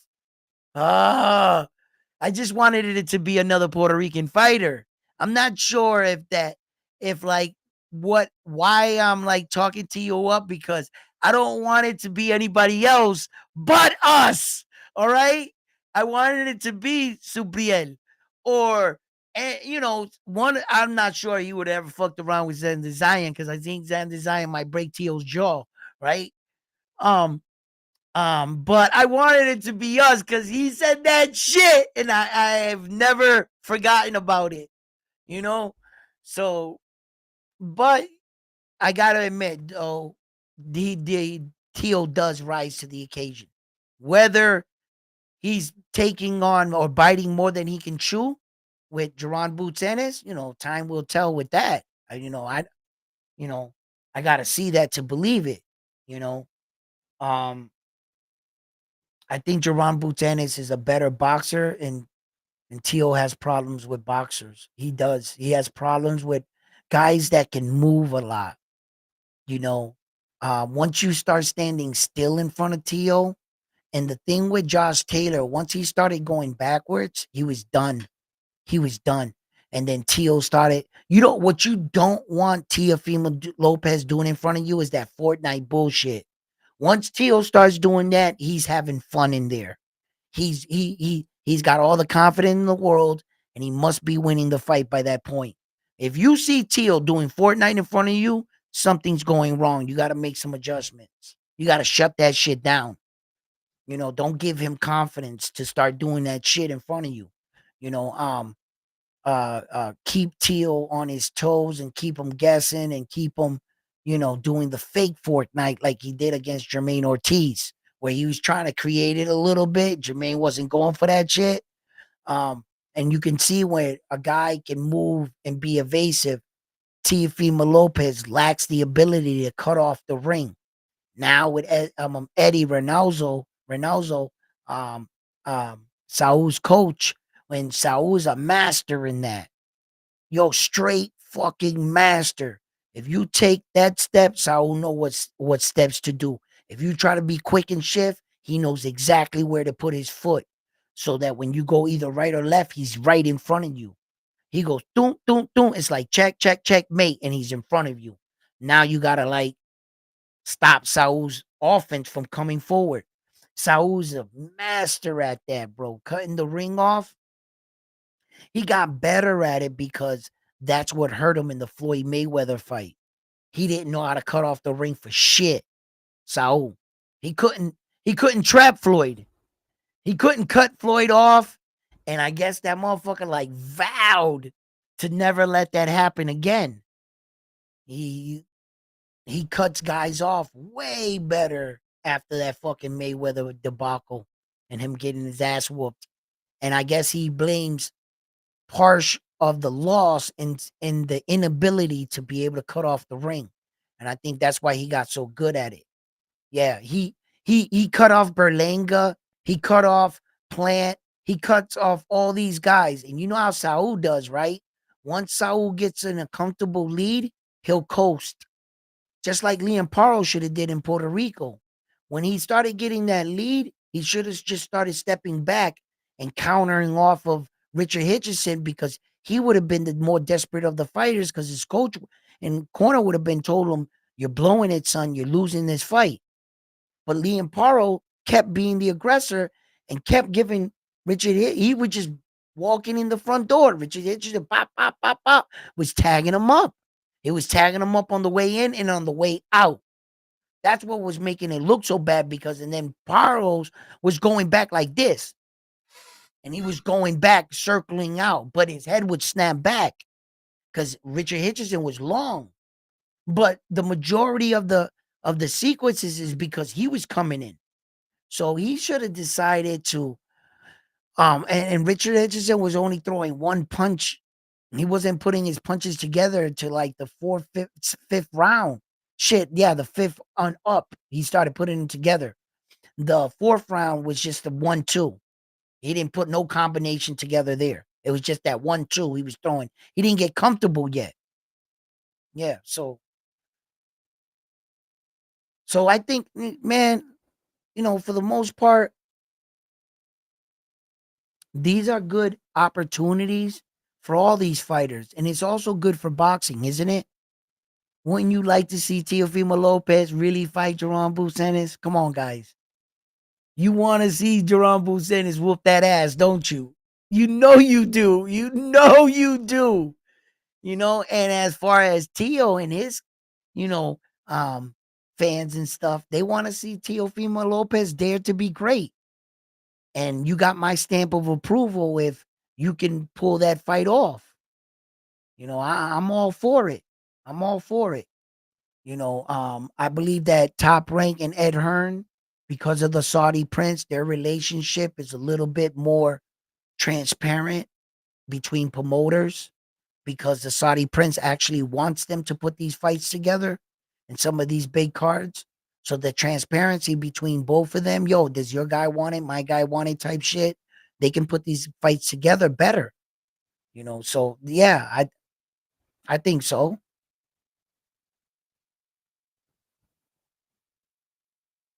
Watching from Houston. What's up, Houston, Texas?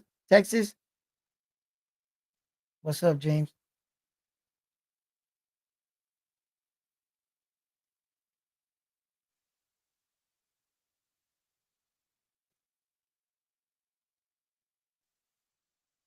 What's up with no? No on what? No, you don't want to see Jerron Bucetis beat up Tio? Or which way? Which way did it go? Did you want it the other way or the other way? Like, right?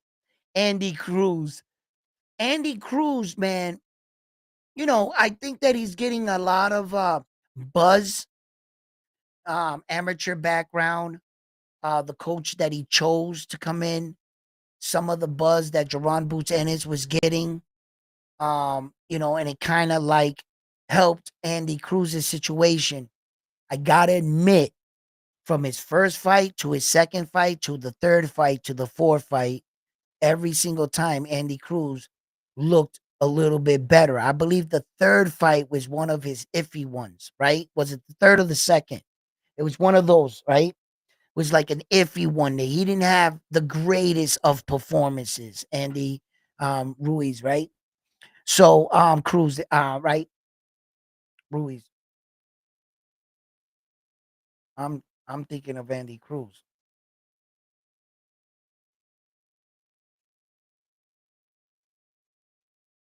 So like he hasn't had like those big fights yet or those big names to really put him in the spot where that you can be like with confidence and say, yeah. Because see, the top guys are not gonna want to reach down to fight somebody with a record like that. One, he hasn't proven himself in the division, and two, um, it could be a lose-lose for you. You're giving him a free ride to the top. Shall you were to entertain to fighting a guy with less than fucking 6 fights. You I don't see any of the top guys going backwards like that. It's kind of like the situation a little bit with Keyshawn Davis and Tank Davis.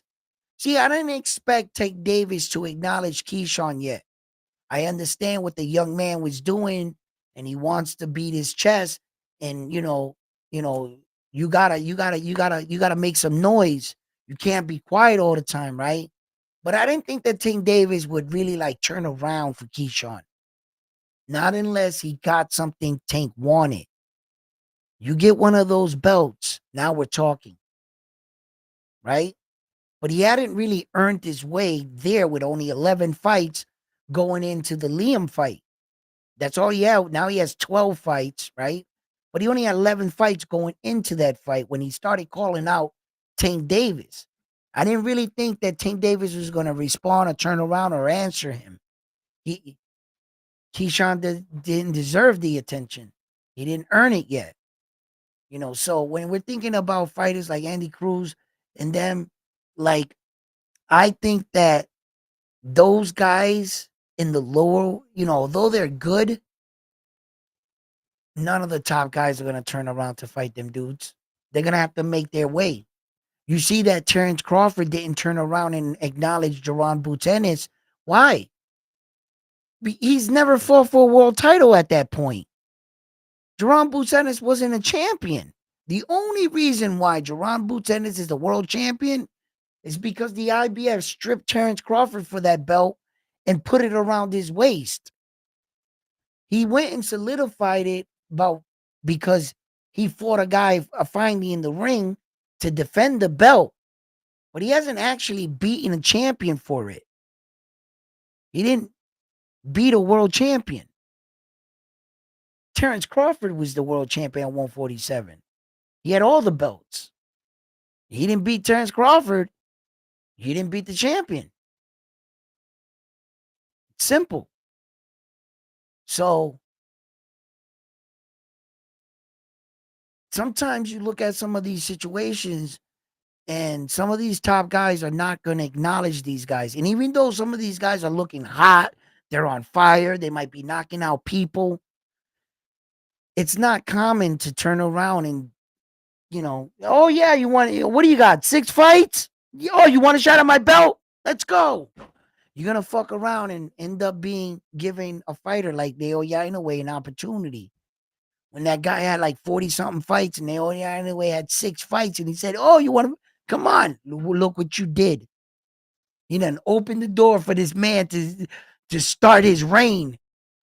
And he didn't have to wait the 20 fights in his career to start fighting for titles. Nothing. Sometimes these guys, like, some of these young dudes are good, man. And there's just high risk, low reward to fight those guys. You don't got no belt. You ain't got no track record. Or you might have a buzz, a name, but that's all you got. You haven't established yourself. You haven't did anything, in fact.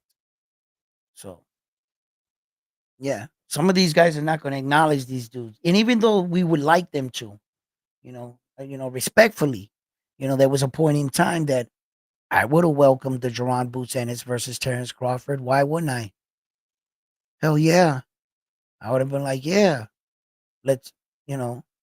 But if if only Terrence Crawford was staying in the weight division. I would have only wanted it to happen if he was staying there and he wanted to prove he was still king and he wasn't owed. Then that's fair competition.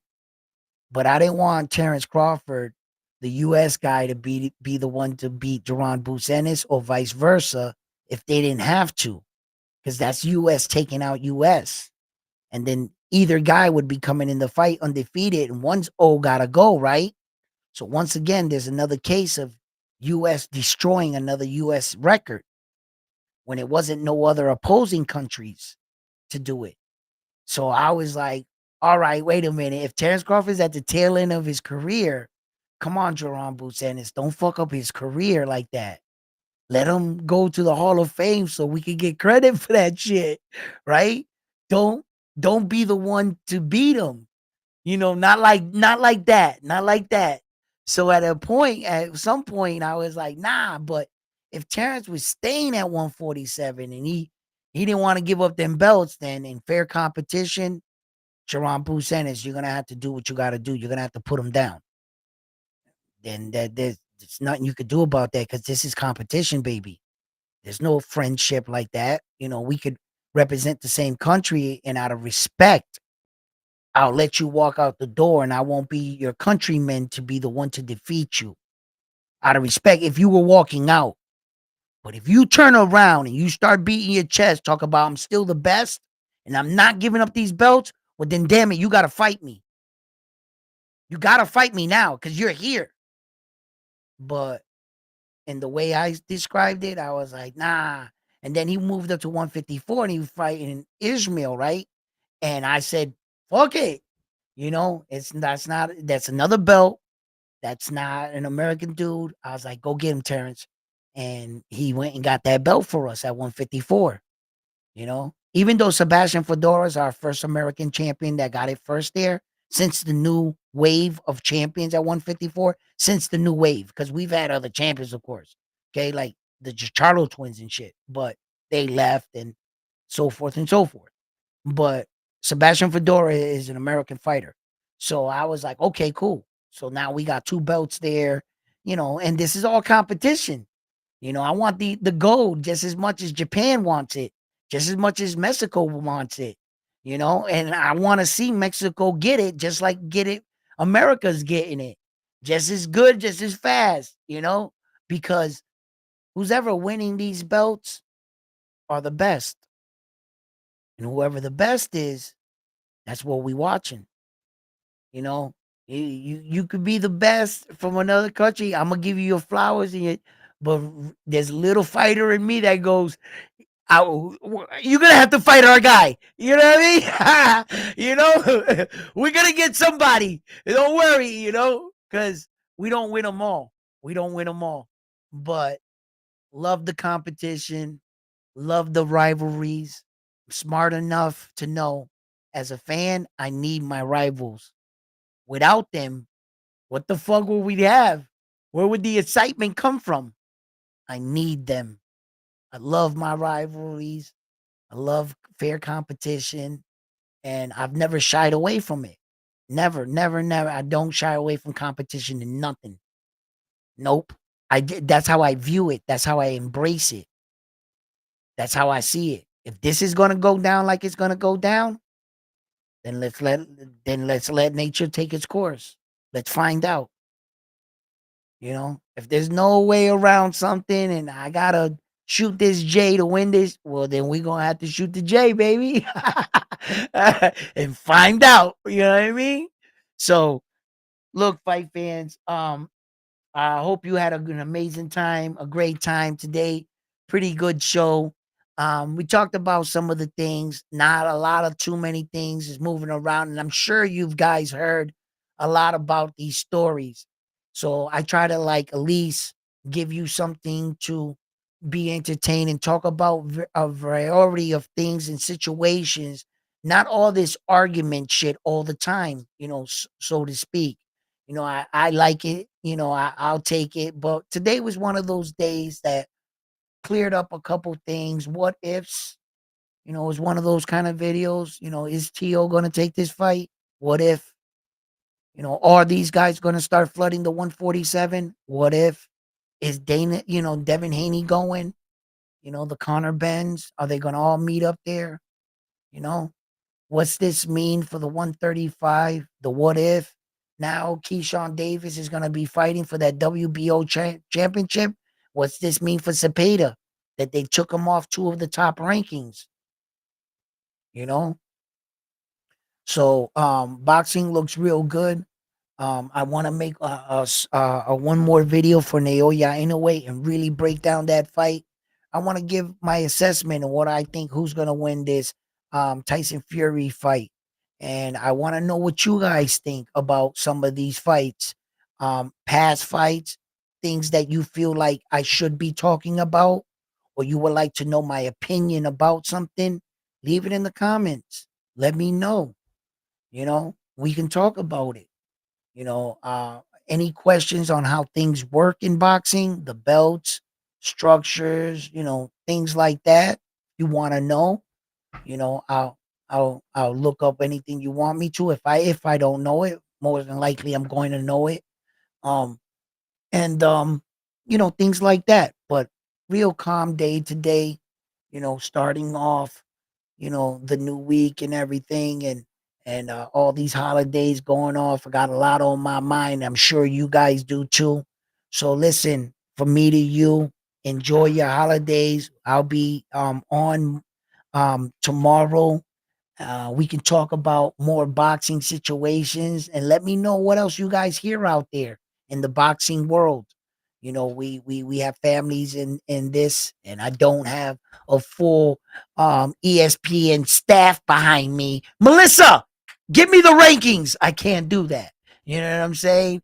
My Melissa has fur. It's a dog, and he doesn't do much. You know what I mean? He has no thumbs. He doesn't even take notes. you know so I do everything myself, so I try to keep up as much as I can with everything, and keep my ear to the boxing world, to see a lot of these things that are about to occur in these fights and stuff. So I hope you guys appreciate everything I do here around One Sports Talk. At least I make it interesting for us to sit back and talk about these fights. And listen, who's that? Why is Bill Haney part of your background? Why is Bill Haney? Because because everyone that's in my background setting, which is an overlay, has to do with the sport. Whether you're a fighter, you got to admit Bill Haney is a character. And even if you know who he was, he did his job, didn't he? You know who he is, whether you like him or dislike him, right?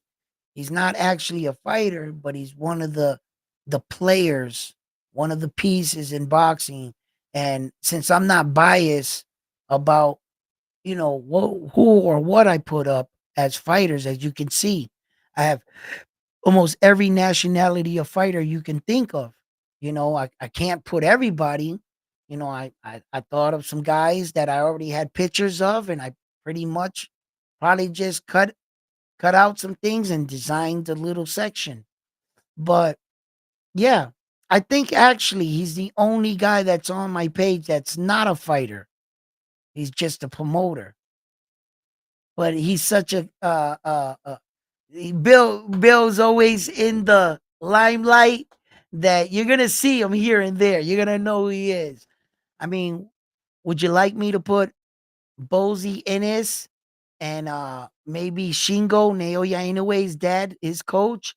maybe Terrence Crawford, uh, I don't know, coach some of those guys, would it make it seem fair or something? I'm not really judgmental here. I really don't, you know.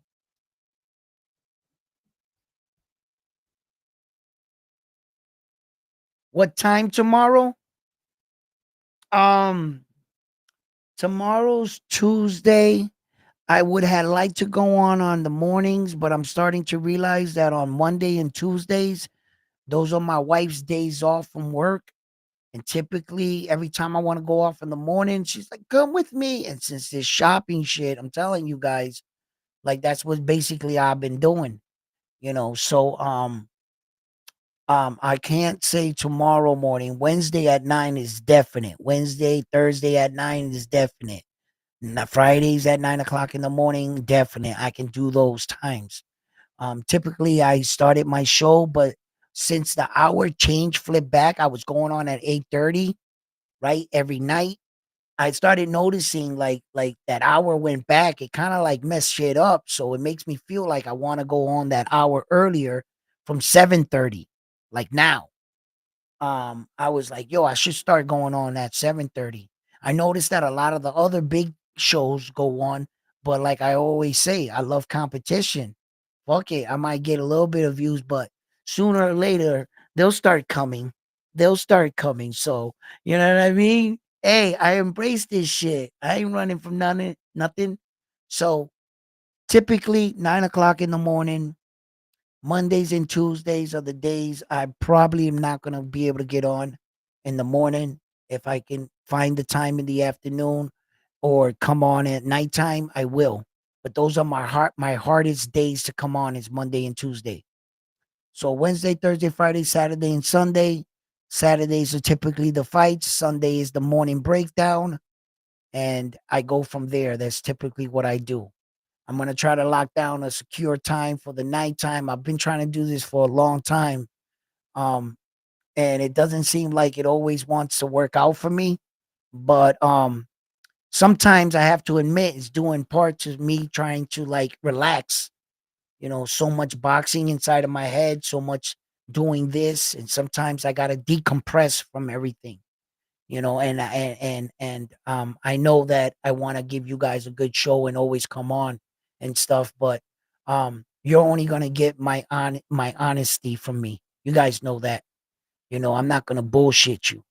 I'm not gonna feed you this. I try to like hold myself to it. I fall short sometimes. I'm human. I'm human. I fall short, and um yeah, I strive to get a lot better in everything I do. So yeah. So tomorrow, if I'm not on in the morning, I will promise you I would be on at 7:30 at night. If I don't do the morning show on Tuesday, 7:30 at night is a guaranteed. It's probably when I'm gonna go on. Other than that, I do a morning show at 9 o'clock, Wednesday, Thursday, and Friday. Saturday, I go on for the fights. Sometimes I'll sneak in a morning show on Saturday, depending how I feel, but that's not a guarantee. Saturdays is fight night, usually the day, and then Sundays when I go on in the morning to do the recap. So that's basically the schedule I've been sticking to now. Yeah. All right, guys, listen. Thank you.